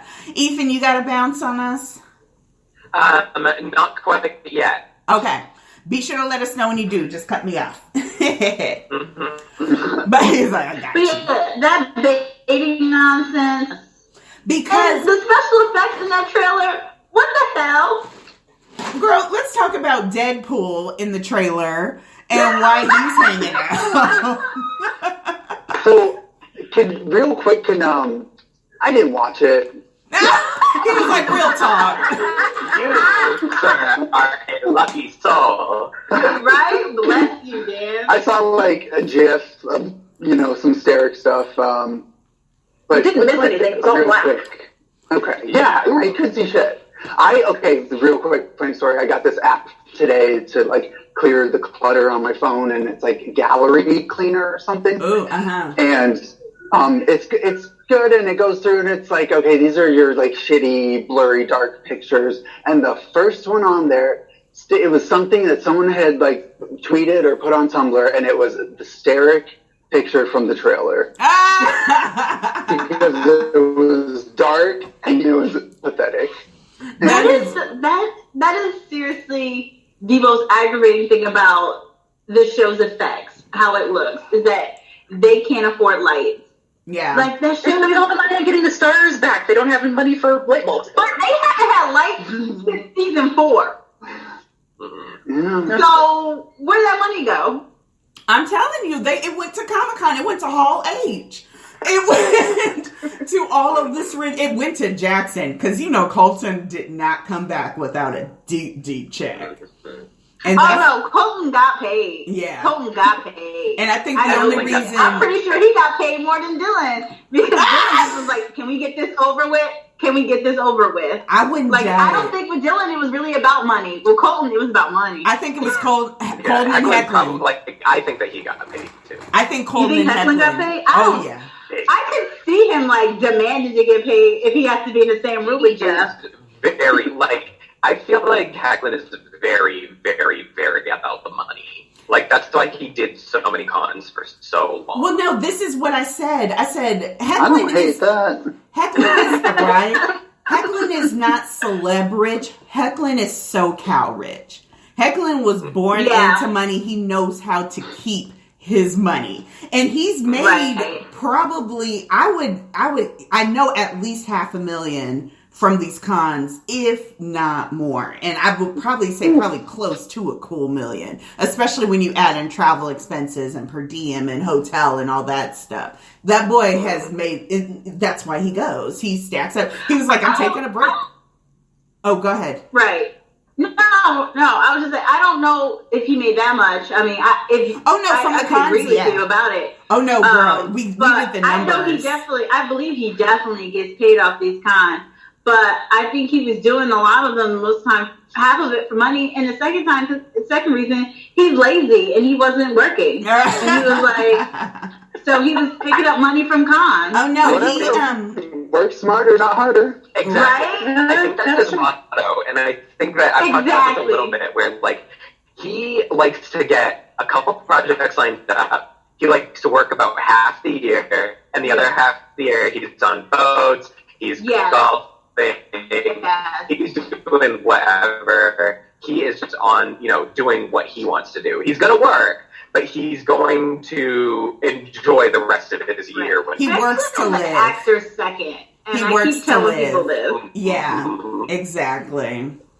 We actually did. Someone did a really good financial breakdown of what he makes at cons because at the convention. Oh, it was girls so long ago. It's probably on all the. I love finding out what people make and shit. I know. Yeah, I do. I found out how much George Clooney get paid when he take home. It was amazing. Oh my god! Right. Well, you saw where Rogue got exposed for not paying their actor. For the convention and why he didn't get paid. Yes, girl. Rogue the actor was spilling all the tea. I'll have to find it and link it for you. Chase something or other? Yeah, I can't remember his name. It's one of those. I just saw the people from Hawaii 5-0 dipped out because they weren't getting paid. Right? Yeah, a bunch of them Which is the shadiest shit I've ever seen. But, so at one of the Paris conventions where Colton was, Colton actually ended up getting the same rate as Posey. And the gossip is that Posey was pissed. How does Posey even know that? Oh, girl, yeah, these people be talking. But that all right, I gotta head out, you guys. So. All right. Say bye. It was fun talking to you all. Have a fun day. Have fun being shady. Yay! We always do. Bye, boo. So, oh my goodness. What? Oh, yeah, so what did Posey think he was going to get paid anyway? He has such a heightened sense of himself. Exactly. I think he thinks he's going to get paid, what Hecklin got paid, and he could never get paid what Hecklin got paid. Even at the creation event. I would die laughing if Hecklin got paid more than him. Oh, he did. He specific. Wait, on the show? Oh, not on the show. I don't know about on the show. Oh, just to come back, you think he got paid more than Posey? Oh. Yeah, because I think Posey hit a salary cap. That's why they made him a producer, I believe. I can see that. I could see them paying Hecklin more just to come back for 2 scenes. Yeah. With that. That's when it all works out. Ooh, who dropped out? Or was that Ethan? No, Brittany's still there. I think she just moved her camera. Oh, okay. So, yes. Okay, what else was there? Oh! So we talk about trying to make this show be the best that it can be. And we have this last con, which went out with a whimper. Nobody even realized that this was really going on, which I found to be hilarious. But at it, they're doing that same mess. So the one right before it, people were asking if Hecklin was coming back, if Derek was coming back. And then he said, whether I am or I'm not, I can't say. And then Ian said, he's not. And then he's just messy. Yeah, Ian's just messy. And that's what we try to tell everybody. Well, Ian says he's not. No, dear, it's Ian. But Ian likes to start shit and embarrass Hecklin in public. Exactly. And that's all it was. Oh, and so then at the next con, someone asked Shelley, will Malia ever date a girl? And she was like, you have to tune in to find out. And this is why I hate Shelley Hennig. But specifically, this is the problem with that show. And the fact that they've gotten this far and still haven't learned the issue. Because right now, because Jeff is talking about, oh yeah, it's a season-long build for Scalia.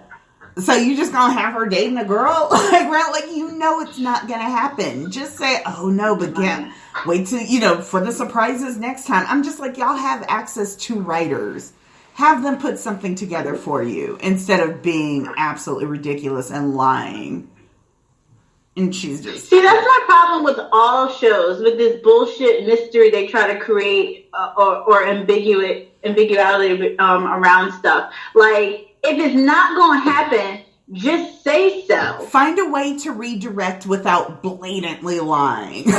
And there's not... Take the Kevin Feige class of like answering but not answering. Like, go to Marvel Entertainment School, because those schools don't answer shit. Nothing.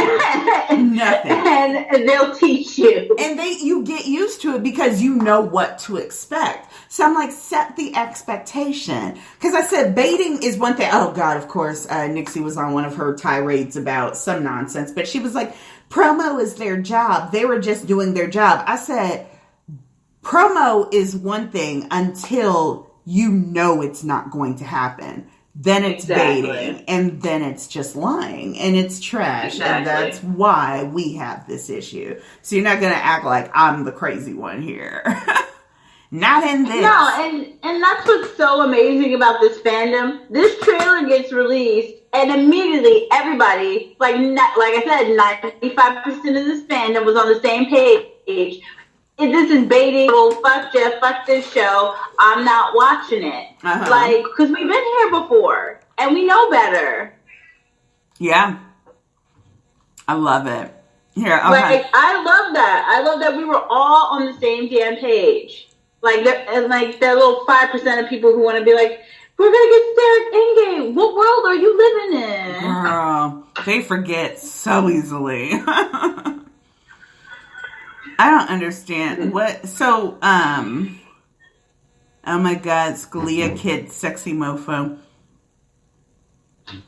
See, I could be here for Scalia. Completely here for Scalia. Yeah. Had that been the plan the whole time. And it should have been. Exactly. It should have been. From the beginning, it should have been Styles, Kira, and Scott Malia. if they were gonna do it. It should have been Styles, Kira, and Malia triangle. And if they hated Arden that much, that could have been their excuse to get rid of her. Like, oh well, Scott chose Malia. Right. Oh Lord. Oh girl. So that's what the Scott stands are doing. Oh my God. First of all, they have deluded themselves into thinking that any of that trailer was about Scott McCall.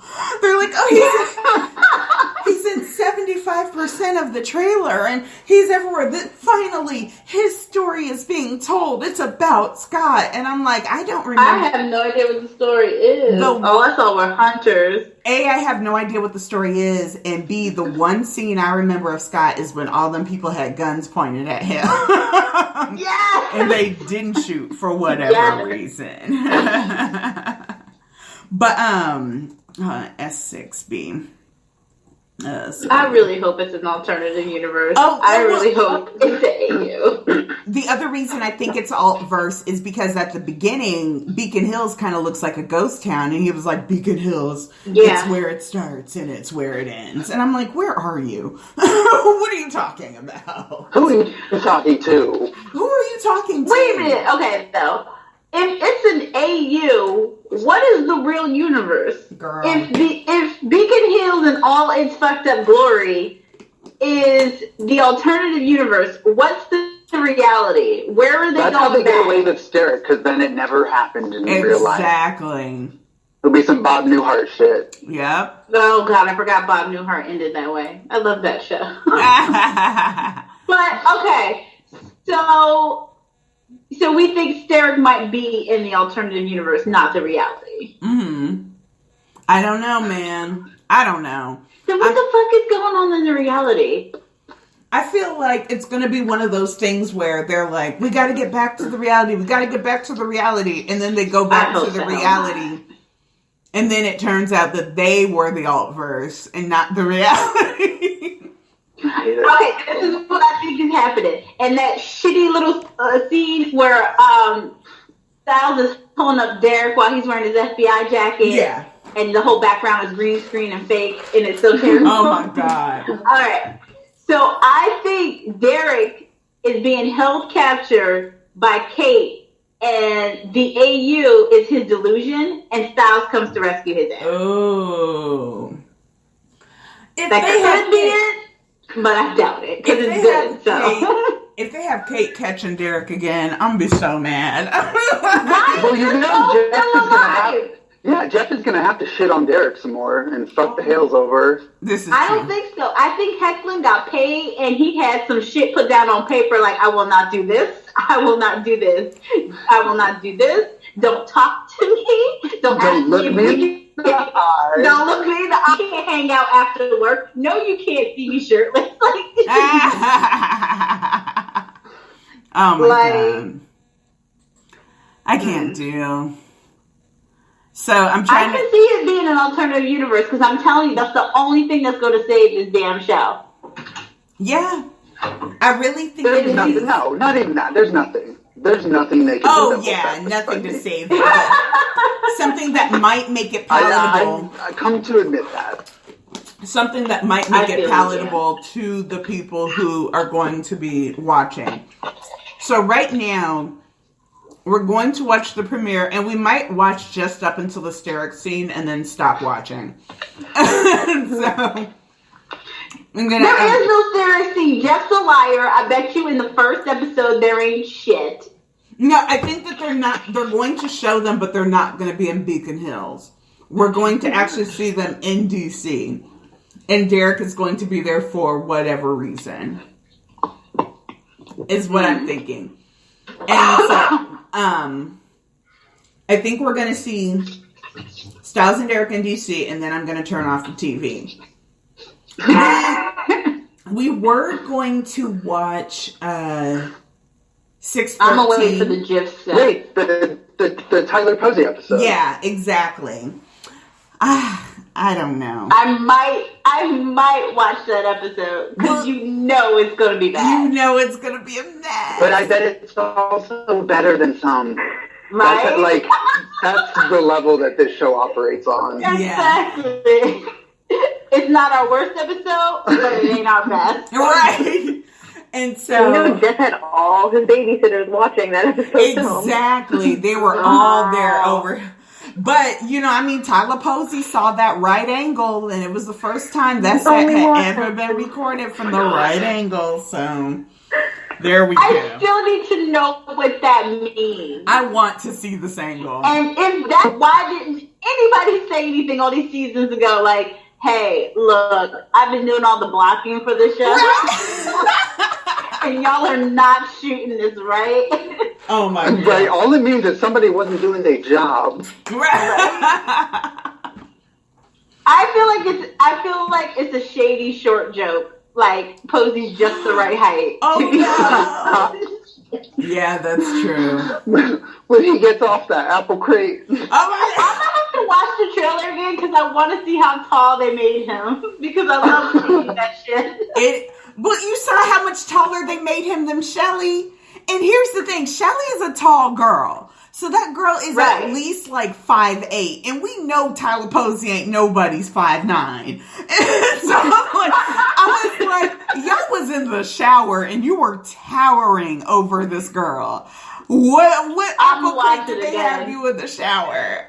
Oh, actually. And why they got a shower scene on this little TV show? Girl. You know that. And where's Mason and his little boo? They were nowhere near the trailer. Oh, they said that they said that they're going to be in the show though. But, yeah, you remember last season where she was writing that dude and then the dude was like, I would rather be on this show about suicide.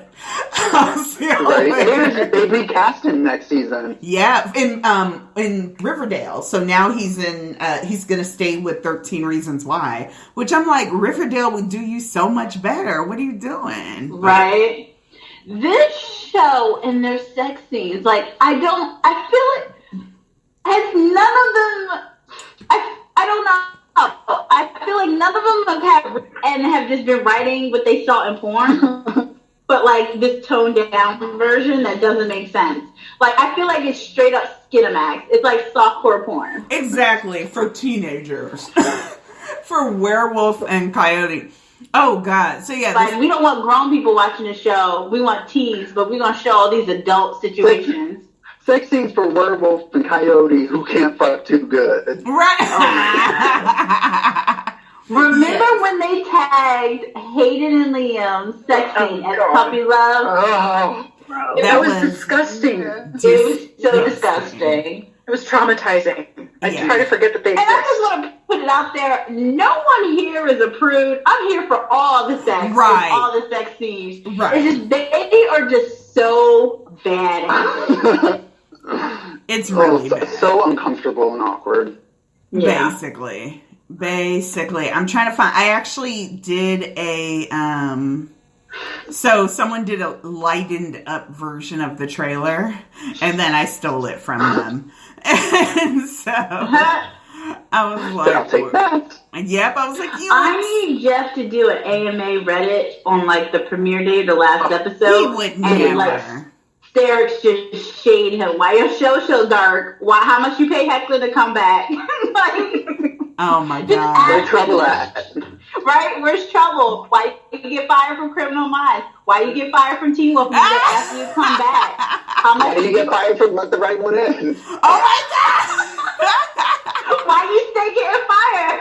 Why you stay getting fired? Why you have to buy your own studio so you have someplace to work? What's going on? How many credit cards did you take out to be at Comic-Con? What's your credit like? You said it wasn't about networking, but then you name dropped all your friends. What's that about? How many times did Heckler tell you no, you can't come in his trailer? Like, I just need that. I just need him one day to do like a Q&A and everybody just show out. Because that's what happened to Supernatural. They did an Ask Supernatural tag and it was on Twitter. Beautiful. And fans went ham on them. And I especially loved when they had the writers panel and they were like, so why you kill all the women off? And all the cast turned in their chairs and they looked at the writers like, And I was like, yes. so true, though. It was so Fans good. need to start acting that way. They I really know. do. If you want the show to be what you need it to be, then you need to start calling these people out on their bullshit. Well, that's what it comes down to, because they get so scared, especially at conventions, that they want to protect the actors. Oh, he's our sweet little cinnamon roll. And I was like, he's getting paid $20,000 to sit here. You better get some answers. Exactly. That has always been the way I thought about cons and Q&As and panels and all that. Like, this homie got paid thousands of dollars to just sit here and answer questions. So you better get the question you want answered. And I know some of them screen questions, which gets on my nerves, but if that happens, then you know what? Bust the book, get kicked out. Ask the question you want to ask. And if they tell you got to go, be like, thank you. And they can give you a nice old refund. Because that's when they're like, exactly. I don't see why people are asking Sterek questions. And it's just like, they ask every question. All the time. Oh, are you going to be back on Teen Wolf? Oh, what's your character? Oh, Mary Beth Kill. Oh, I'm like, there's nothing. Yeah, and that's another thing. These boring, shitty questions. Yeah, ask them real. We're supposed to be the fans. We're supposed to have the better, more in-depth questions than these, like, Entertainment Tonight clowns and Access Hollywood fools who ask them shit all the time. Yeah. So we need to do that. We need to fucking do better as fans when we ask questions. Just like that one fan who didn't even ask a question. She straight up called Hecklin and Ian out on criticizing fan fiction. That was everything. Yes, and that was fantastic. I remember that. And they sat there looking stupid and said, okay, you're absolutely right. We're sorry. Yep. And then they changed it up real quick. Right. So... message to the fans: start doing that. Well, This is your time. You're the consumer of this television show, so they depend on you more than you depend on them. It's because we still have this stigma that we accept as Stereks. Somewhere down the line, they have convinced enough Stereks that we are part of the problem. That we are, that we're something to be taboo about. Oh, don't tell Tyler, he's gonna think that you think he's gay. And I'm like, exactly. No, and we have to get out of that mindset that that this show doesn't owe us anything because they do. Right. But also that we are in some way culpable for their problems. Big Sky Dreaming had this post where he was like, notice how out of all the people that they asked to call back, and we did everything to make their schedules fit, and yet Brayden wanted to come back, and y'all couldn't make it work. Y'all didn't even, I don't even know if you tried with Kira. Who knows what Morel is doing. You know, all these other people of color you couldn't make room for, but you got these white people just fine. And so I actually liked the post and I reblogged it and I was like, look at this. We're agreeing on something. You know, gotta celebrate these successes where we can. So then he makes this other post, and this is what I hate about Scott Stans, because they can never leave well enough alone. But he makes this post where he was like, he tries to be real cute and say it's just white Stereks that he's yelling about, but we know the truth. He thinks all don't do Stereks that, are white. Girl, yeah, don't exactly. I was like, you ain't cute. But he was like, well, it's funny if you guys had been vocal. Oh, we know that Sterek is huge, and you guys had a lot of say. Which did we know that? Because you spent years making us think that we were inconsequential and we didn't matter, and nobody knew even who we were and what's a Sterek. But now we evidently had this say, and we evidently had this huge voice. If they had spoken up for Danny at the time, then maybe they wouldn't have to worry, and he'd still be on the show. What? Oh my God. We couldn't get like, Sterek we got our way? Exactly. Right? Thank you, Dan. I was like, we couldn't get Sterek on the show. You think we could keep Danny on there? I was like, catch here. So I'm like, no, you're not. Okay. Go ahead. No, I'm sorry. But to go back to your point about how this show does make a few Stereks feel bad about themselves and have this internalized hatred of of being in this fandom and feeling shameful and taboo about it. I think that also adds to why when certain stars get attacked, they break the hell down, delete all they fix, and want to like disappear from Tumblr. Exactly. It's like, no, fight back and let this person know they're wrong. And if you need some help and some clues to that, you can go visit Discontented Winter, who will show you exactly how you hurt somebody's feelings. Basically, I was like, we have to get to the point where we realize that A, we have support, and that B, we matter. And after years of them trying to tell us that we don't matter and that we don't exist, and Sterek, they were just a brother relationship, and nobody, and I like Sterek and Derek, I just don't like Sterek fandom, because we're huge and we got in your heads, and we're worth it, and we're dope, and we're gonna keep being dope with or without this stupid show. And so it's just, it's one of those things where, because then what ends up happening is it causes infighting. And then you have this whole thing of good Stereks versus bad Stereks. And I'm like, no, we're not playing that game. And I'm especially not playing that game in front of And that's another thing. Stereks need to shut that down. Like, you know, as soon as like somebody starts criticizing us with this good Stereks, bad Stereks, and those kind of mess, no one has to play both sides and be nice. Exactly. I feel like a lot of times in this fandom, like, people always start out their replies to haters or antis like, I understand your opinion, I respect that, and I see where you're coming from. No, you don't have to be nice to this person and respect their mess. They came up in your inbox not being nice to you. Exactly. And if you don't feel that way, express that. Exactly. Like, and it'll help in the long run without all this infighting. Yes, I agree 1,000%. Oh my God! I got my feels a bit. Oh no, you are right. I'm trying to find. I had posted a video of the trailer, and I can't find it on my page. So now I'm wondering what I did.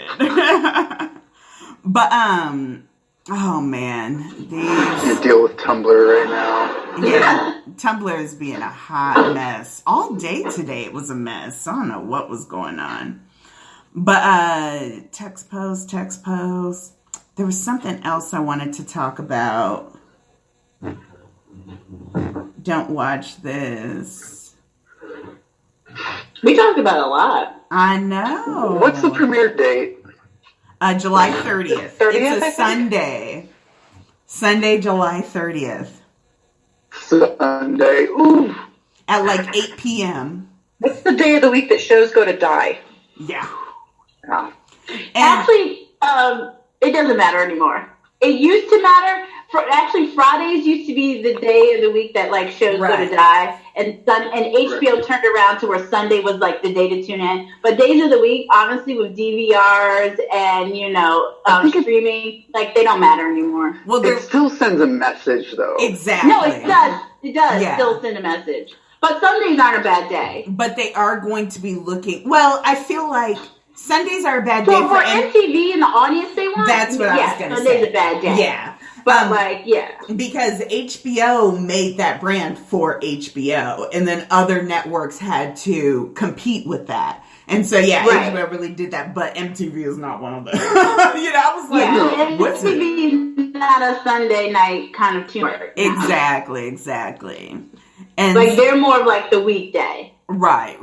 So the fact that they moved from Tuesday to Sundays, it does say a little about like what they're going for, because we're still looking in the summer, is they're looking for those +3 numbers, those live date +3. So they are looking for the on demand and for the app videos and that kind of thing. And that's what I'm like, y'all need to hurry up. I do think that this year they are going to be quick, fast with the streams. They are going to download those so fast so that people don't have to watch it. A lot of people. So we'll see what happens. I cannot find this trailer. I'm sorry. Oh, but I did post the Are They Gay video Just be cool about Yes, spreading let's talk it around. about that. Did you read that Geekery article? Geekiary, yes. Geekiary, I'm sorry. Oh, no, you're good. I always say it wrong. It's Fareed, and Fareed is just savage, and that article was it. savage, and I was here for it. I love. Well, did you see his trailer reaction? He was like, "Scott and Malia kiss." I don't care. I was like, yeah. No, I gotta see it. Now I gotta go look. It's hilarious. So it was Viacom just like happened to have gone after this? Yes. Viacom. Yeah, like personally themselves. It was so strange. Viacom so weird. specifically went And they after took it down twice, too. Yeah, he said it happened to him twice, and both times it was when he accused the show of queer baiting. Well, no, not even that.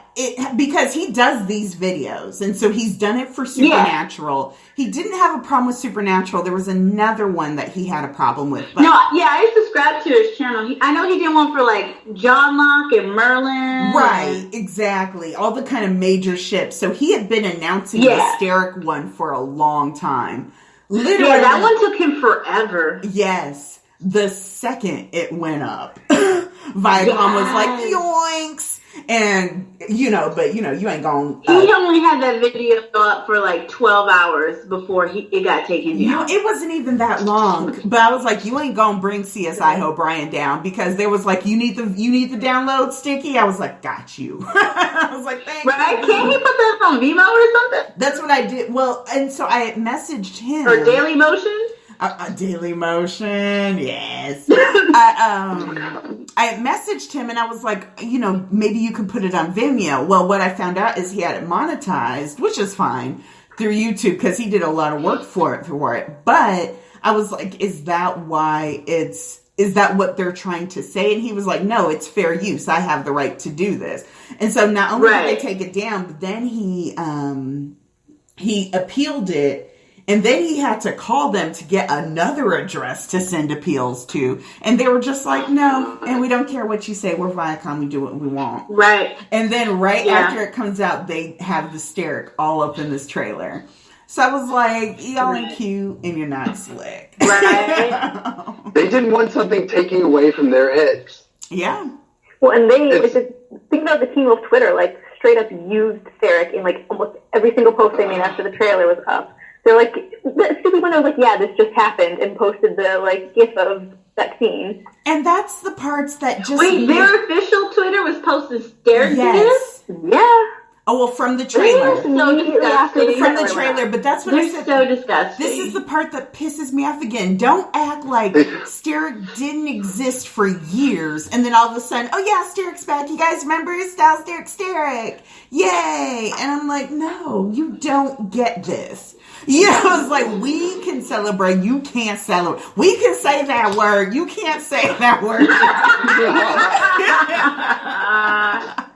So that's another thing, though, that was annoying me. Like, did you see all the posts in the tag? They're like, oh, the Stereks are back from the dead. Like, look, all the Stereks rising. We didn't go anywhere. We were never dead. Let's stop that right here, right now. Yeah. Exactly. And I was like, Stereks don't die, we multiply. That's how we maybe we stayed out of the Team Wolf tag, but we've been here. And that's what I Your tag said. is gross. Because we were in your tag. Because some Scott stands were like, oh, why weren't you in the fandom metrics? And I was like, it's because we had to stop using Sterek because you flooded our tag with hate. So we found other alternatives so that we could ship Sterek in peace. So don't come to me talking about, oh, you guys, if you're so big, then why, blah, blah, blah. No, go sit down. And then the old Scott stands came out, like Queerly Alex started talking trash. And Queerly Alex? Oh yes. And Obi-Wan came out the woodwork talking trash. But hers was actually funny because she was like, you guys, what if they have Sterek? It would mean Athena Dark was right. I was like, oh.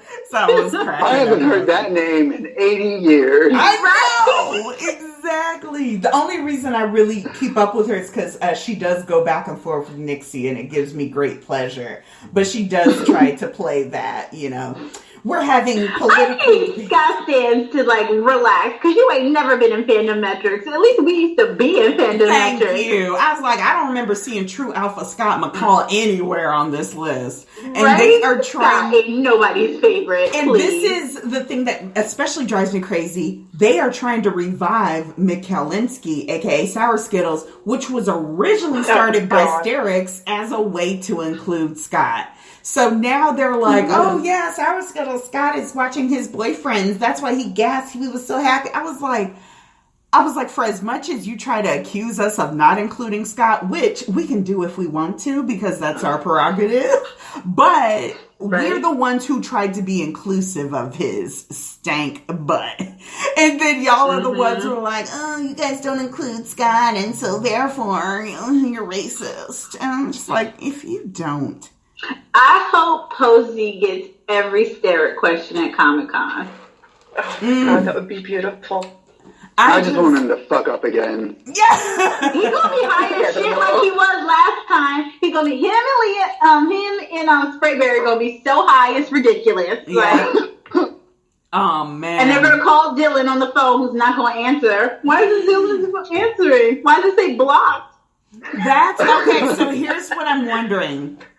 Fox has a panel right before the Teen Wolf panel. And Fox has a list of movies that they can bring, one of which would be The Death Cure. Do we think Dylan is going to be at Comic-Con? The thing is, isn't it, it's super early for, like, any Death Cure stuff, so it's going to just be, like, very preliminary preview. It won't be... I don't think they'll bring it. Yeah, it'll be... Exactly. Or it'll be, like, Key Hong's still in it. Is he still in those movies? Yeah. I don't even know. Yeah. My hope is that Dylan is nowhere near that Comic-Con, but if that can't happen, my second dream is for him to be there and to not go to the Teen Wolf panel and be like, that's my number one dream. I would die. I would die 1,000 amazing deaths, and then I will be all up in the Scott Stands tag. Oh, girl. All in God. The Scott Stands and the Obrosies, just for life. I would just hang out. Yes, I would just camp. I would be like, oh, I'm like, y'all charging rent? those people still exist? Yes, they do. I didn't even know old Brosies were still around. Well, especially after that 6A one where, like, Dylan jumps on Tyler, and Tyler is like, no homo, but they want to act like it was all love. And I said, and this is the problem that we run into when we talk about Tyler Posey being inherently homophobic. Because he always does this thing where he can never show genuine affection towards another guy. It's always this, you're gay. And so, like, he had this one thing where some guy was, like, holding his hand, and they were just kind of playing, like, oh, we're holding hands, isn't that sweet? And so he takes the guy's hand and tries to put it in his pants. And I'm just like, Posey, why? Like, you always go this extra step to be ridiculous. Such Orange County trash. Oh my God. Like, oh my God. And I don't even think he ever lived there. Right? But he's like Orange County or Santa Monica. He is Santa Monica trash. He is. He's like, ugh. He posted another one today, though, that's like, I think it's that same guy that he's been, like, posting with. Yeah. And it's, like, a close-up on this kid's crotch, and says, like, he must work out. And he's, like, zooms in and out. Oh, my God. So gross. He's so gross. You know what my favorite part of him, though, is? Uh-huh. The fact that he cannot internalize and deal with his man crush on Hecklin. Like, he does not know what to do with it. Yes. And Like, Makes himself in the crotch so much. Girl, I have talked about this a lot because you remember when Tyler Posey took a video of Hecklin peeing and then posted it on the internet? oh my God. And Hecklin didn't know, and then he found out it was so hot about it. But was trying to keep his composure in public. He's like, don't let it show on your face. Don't let it show your face. Just call Posey later and cuss him out. And you know Posey got cussed out for that. And that, because I think that Posey joined Jed Foundation and Love This Ladder because of Hecklin. And so I'm like, he probably mad at Hecklin for that too. Because that's a mess.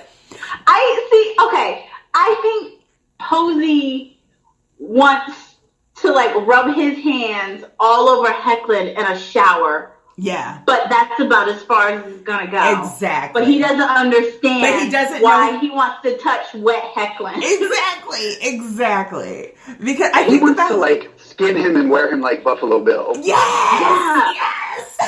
Sadly, I can see that. Right? It's almost, but not exactly. It's almost what I think how Jeff used to feel about Dylan. Yeah, like, exactly. if I could wear your skin and have sex with Hecklin, I would do that every day. Because I think about this all the time, and this is where we talk about the difference between Hecklin and Posey in regards to Dylan O'Brien. I think that Dylan O'Brien was a surprise to them. And in Posey saw in Dylan, oh, this is a little brother. I'm going to be a mentor to him in this industry because I have all this experience and I'm going to be leading the show and he's going to look up to me and, and I can teach him the way. And then we have Dylan writing scenes and pitching scenes and auditioning for movies and booking said movies. And so whereas you have Hecklin who saw that immediately and was like, I need to get to know you. What's that little deals? You have Posey who just never caught on until it was way too late. And so you have this weird, resentful, like, I hate you, but I love you, but I hate you with Dylan. But with Hecklin, it's like, I hate you, but I kind of want to stick my tongue in your throat, but I don't know exactly why. And it's just like, what is going on this set? That's what cracked me up about. Go ahead. No, I think you're right. I think Posey is jealous of both of them in different ways. Mm-hmm. Like with Hecklin, it's like I don't think he's ever like thought a man was beautiful until he met Hecklin. I think that Hecklin was like, how do you have this so easy? We are the same person. We are kind of at the same place with our careers, Mm-hmm. How are you so laid back? I'm trying to get that laid back. How are you so laid back? Like, what do you have that I want that I can't have? Yeah, and it's just like, there's an easiness to it. And especially when Hecklin was getting so much attention during season 1. Right. People were talking about Scott, but people were definitely talking about Hecklin. And instead of Posey really leaning into that and using that to kind of market himself, he went the other way and was just resentful. Well, it's about Scott and it's his story and you're watching for the wrong reasons. And why would someone ever do that? It's so... Acting petty like that in public is not cute. That's not a good look for anyone. Not. Right. Especially someone in this business. Even if you don't have a publicist, you should know that just being outright petty Betty like that is not a good look. Exactly. But especially because he was in the industry for so long. It's not like he hasn't been around this. Right. Mm-hmm.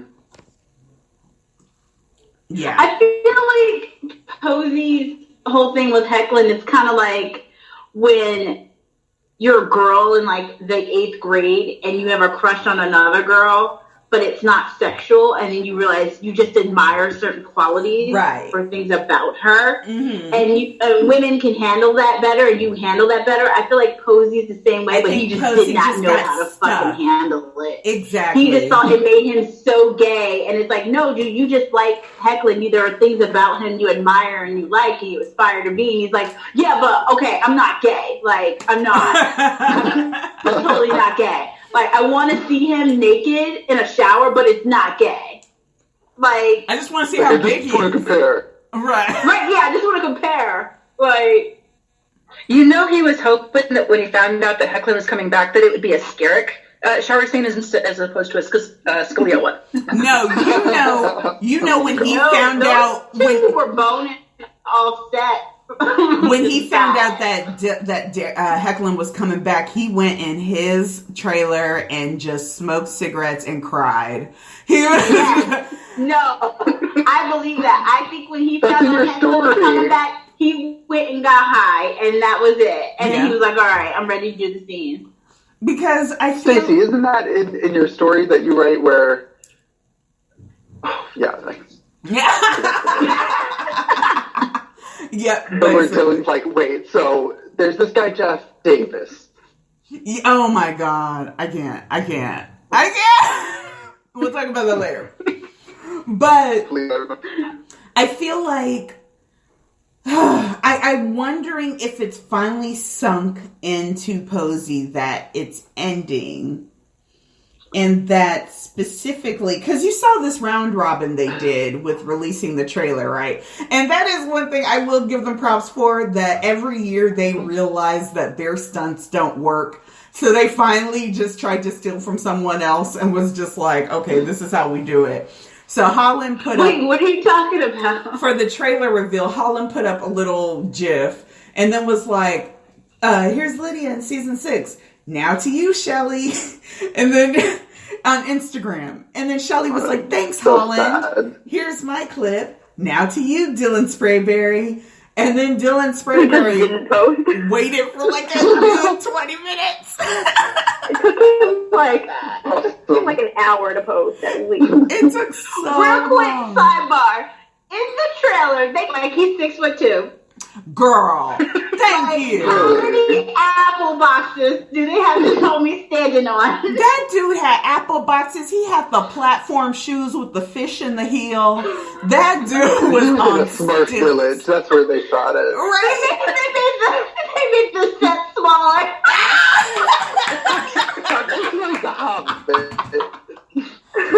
Oh my God! Because not only did they make him tall, and this is Spinal Tap where the arch comes down, but yes, everyone else is hunched over.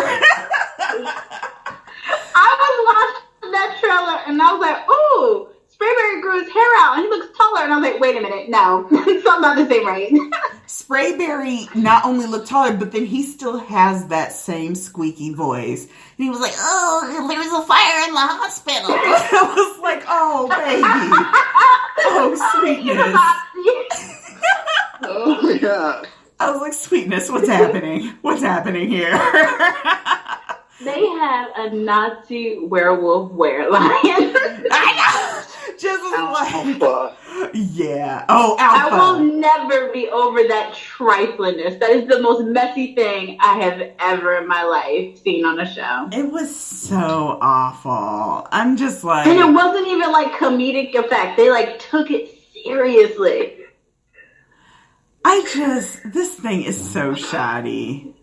It's so shoddy. I'm just looking at the things down. I'm just But yeah, no, JR and Melissa are the only adults in the show. Lyndon ain't nowhere to be found. Wait. Ryan Kelly, bless his soul, is in it. We need to talk quickly. What's going on with Ryan's hairline? Why was it barely in frame? It was like, he was like all forehead, but I wasn't paying attention to his hairline. He's been like that for a while. Like, his edges have been like creeping away. And, you know, but that's they couldn't fine. help it that. You gotta do something, like... You can't be wearing them lace front weaves. I was like, could no one come up with... Because they know they got some Megan Tandy's weave left over. They couldn't give him a swoop or a waterfall or nothing. like the left eye slanted bang. Yeah. With the asymmetrical cut. Just Told the wolf if Brady was coming back, I wouldn't even answer that ask. I would have been like, delete. Why would you ask me this? Girl. Oh my goodness. Oh, and you know she about to be all on Twitter the day of premiere. Teen Wolf, yay! There's some Brady. Oh man, I'm surprised she didn't like tweet. But I think she's in Atlanta just getting her life. So I'm like, you go ahead and you do your thing, girl. You do your thing over there. Now, I think she just started. Oh, she started a movie? That's what she said on Instagram. She's been posting like all day. She's in like a cop uniform or something. So. Well, I know she's still doing Survivor's Remorse, and so she's been in Atlanta for a while. I still don't understand what that show is. Get your direct-to-DVD, boo. You do. Right, exactly. You better get your Netflix movie. You better get your Netflix views. Don't hate on Netflix. Oh, Lord. I can't. I love those straight-to-Netflix movies. I'm like, when did this come out? And I'm like, oh, wait. It didn't. It didn't. Oh, hold on. I just checked her Instagram, Natalie. and her last post is a picture from what she claims is a new movie, but then she put, stay tuned, LOL, this is how Brayden started before she went rogue. So she's still trying that Brayden nonsense. Girl. She's so thirsty. There's nothing to come back to. Why is she doing this? That's right into that spin-off. Oh my God. That spin-off they promised Arden and she never I was just going to say. Well, go be with Kira. That's the thing about it. Arden go sit in the same boat sipping wine with her dog. Mm-hmm. They made they made her a U.S. Marshal. And I'm like, but Styles is about to be in the FBI, but then she's a marshal, but she's not a marshal? And I was just like, what? And then, it don't matter, because nothing with Brayden made sense. This hoe got paid for a job she didn't even do twice. So, hashtag twice. Speaking of which, Cody, they're trying so hard to redeem Cody Christian. And for no reason, again. I didn't see him in the trailer. Was he in it? Yeah, he was up on the fence. He was shirtless. Yeah, he was shirtless a couple of times. He was electrocuted, I think, in one scene. Yeah, So wait, is he in the pack or? Girl, we just not gonna talk about that. You know, I will just say him out to look pretty. The one thing it made me mad, but I did enjoy it. Was at the end of the episode where I think Peter steps forward. It's either Peter or Theo. He was like, yeah, this is Scott McCall and his pack. And then Malia steps forward and says, which you're not a part of. I was like, oh. And that did make me laugh. I was like, if anyone had said it besides her, I would have loved it. But the best part about Theo to me is fandom immediately attached themselves to him. And was like, can he be the alpha? Why does Scott need to be the alpha? And then not only that, but now people are like, oh my God, what if Theo and Derek have a scene together? And I was like, y'all will go to any length. They just need to calm down. They swear that they just gonna tag team on Styles in his Jeep while he wears his FBI jacket. And we're not getting none of this. Y'all need to stop trying to incorporate fanfic King into this show. This is true. It's not going to happen. Well, it's not going to happen on the show, but we will write that fanfic. I kind of need to see that now. I need to see I was like, now let me open my Google Docs. Let me open my Google Docs. That is the only good thing about this trailer, is that fandom is going to blow up. We are going to run with this shit. We are going to thrive. It's just going to be, 6 million new fics and fan arts and gift sets, and we're going to do so much more than the show ever could possibly have done, like we already have. True. And I feel because if you had said that to me yesterday, I'd be like, no, I'm done. I think that, giving the larger percentage of fandom a good reaction time to kind of understand, like, oh God, what just happened? Like something is going on. But I think eventually we're all going to melt into that mold. That was, Cole had made a really good post on his page. And he was just like, but we're going to do what Stereks do, and that is dominate. Right. And we're going to keep writing the fics, and we're going to trend, and we are going to do what it takes to let y'all know that we don't need you for us. You need us for you. And I was like, yes, that's exactly what it is. So no one is showing up for this show but City is. And some Malia fans. That's it. Yes. Exactly. They about to be. You can bait all you want to. All I need is one person with one good rip and then some gif sets, and I'm fine. Mm-hmm. I don't need to watch your little janky ass show. Oh, girl. It's not going to be the majority of the season anyways. It's going to be, apparently they're going to be in 611. And then they're not going to show up again because, well, from what we heard, Styles doesn't show up again until the end of 619, which looks like that will be the scene that they showed us in the trailer with them, like, that whole Without Us. And then they'll be in 620. So that's an episode and, like, 2 parts of an episode. Exactly. So I don't even know if I'm Then going he to rips off Buffy at the end.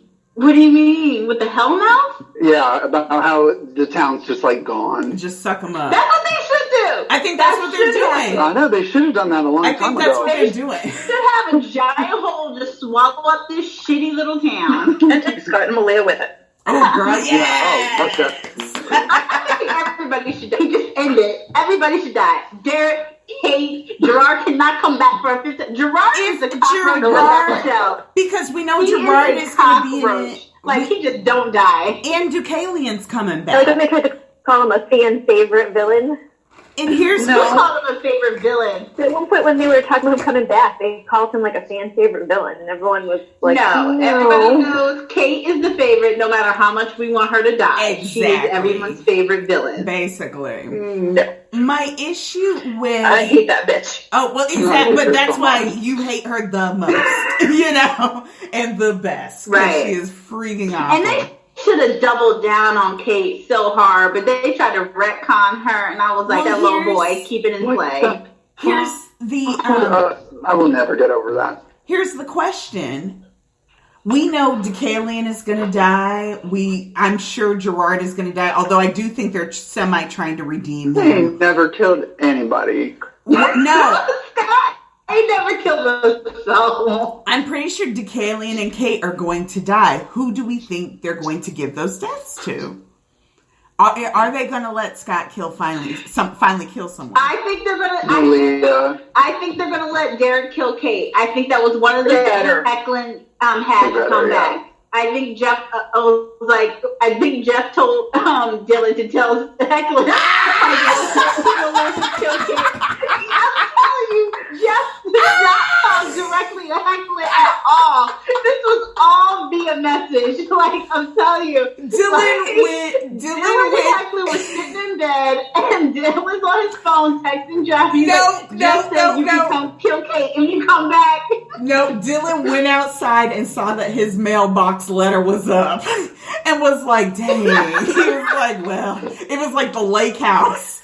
There was a secret portal where he has notes. That's a reference to pull out of your hat. Right. And Jeff put his letter in his mailbox, and then Dylan saw that the little flag was up and was like, Jeff has a message. And Heckler was like, you go get it. I'll go make us eggs. I'm telling you, I don't think Jeff once directly talked to Heckler. He might have talked to his agent or his manager, maybe even Tanner, but he did not speak directly to Heckler at all. And you know he got messages relayed through Dylan. Oh my God. I love it. That's fantastic. But no, I think if Kate dies, the smart thing to do, and I think they might actually do it for once, is to have Derek kill her. And if Deucalion dies, it'll probably be Scott's dumbass. It would have to be Scott, I think. But how are they? I said it would have to be Scott, I think. But then how are they going to do that? Because this is the thing about is I'm 90. Like one of the spoilers was that Deucalion was going to die. If they do it by Scott's hand, how do they justify anyway that Scott was supposedly working with Deucalion for the end of season 5? But how are they going to justify? Oh, well, I kept you alive so that one day you would owe me a favor, and then as soon as that's done, I'm going to kill you. You know, I'm like, what's happening? So I really think that Deucalion is actually going to die for them. And that's the one that's gonna piss me off, and so I definitely think they're gonna do that. Oh God! That might happen, but I also see them letting Scott kill someone because that was their whole thing. Scott doesn't believe in killing everybody. He thinks you can save everybody, or banish people, or send them to jail, or whatever. and they think fandom is all pissed off because Scott's never killed anybody and that he should have, and that he's got to turn that leaf to that dark side. And I think they're gonna force a situation where Scott has to kill someone, and it's going to be Deucalion, and they're like, "See, we gave you what you wanted. Scott's actually your leader now." And it's like, well, no, murder doesn't make a leader. I think that. I think he needed to claim the deaths he previously caused. They're going to. Yes. I think they're going to give Kate's death to Scott. I think it's going to be. I will be so mad at that. And I will be more mad at that than anything I've ever on this damn show. Exactly. And I think it's going to be an accident. And I think what's going to happen is Kate is going to be trying to attack Scott, and Deucalion gets in the way to save Scott. Deucalion dies, and then Scott is like, I have to end you. And I think Derek is going to be sitting there holding his dick and watching. That would piss me off more than anything on this planet about that show. Oh my god, the only thing that would make sense as a story is Derek killing her. Yeah. Yes. And he's going to be forced into it. It's not going to be like revenge or anything. Ooh. It's going to be some situation where he can't just let her go. Okay. I know exactly what's going to happen. Okay. Homie's going to kill her, right? And she's going to say some shit like, I actually really did always love you. It's going to be some dumb shit like that. Oh my God. Oh my God. She's going to be trapped in a burning building, and he's going to be trying to open the door, and it's not going to work. Or I bet you that Scott's going to use his claws to kill Kate. Oh my God. Don't say that. Right? Because, they still in the editing room for that final episode. I can't. Oh yeah, I remember how they could barely put like a mutton chop on them the last time. Yep. That's right. Their faces don't change anymore. It's just the contacts and the fangs. They ain't got no budget. Oh my God. Titus looked better than Kimmy Schmidt.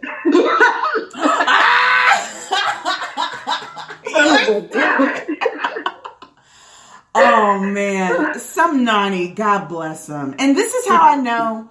This is where I kind of go back and forth, because I'm always like, God, there's so many people that are way too excited about this show, but then they do things to let me know that they have not watched the show.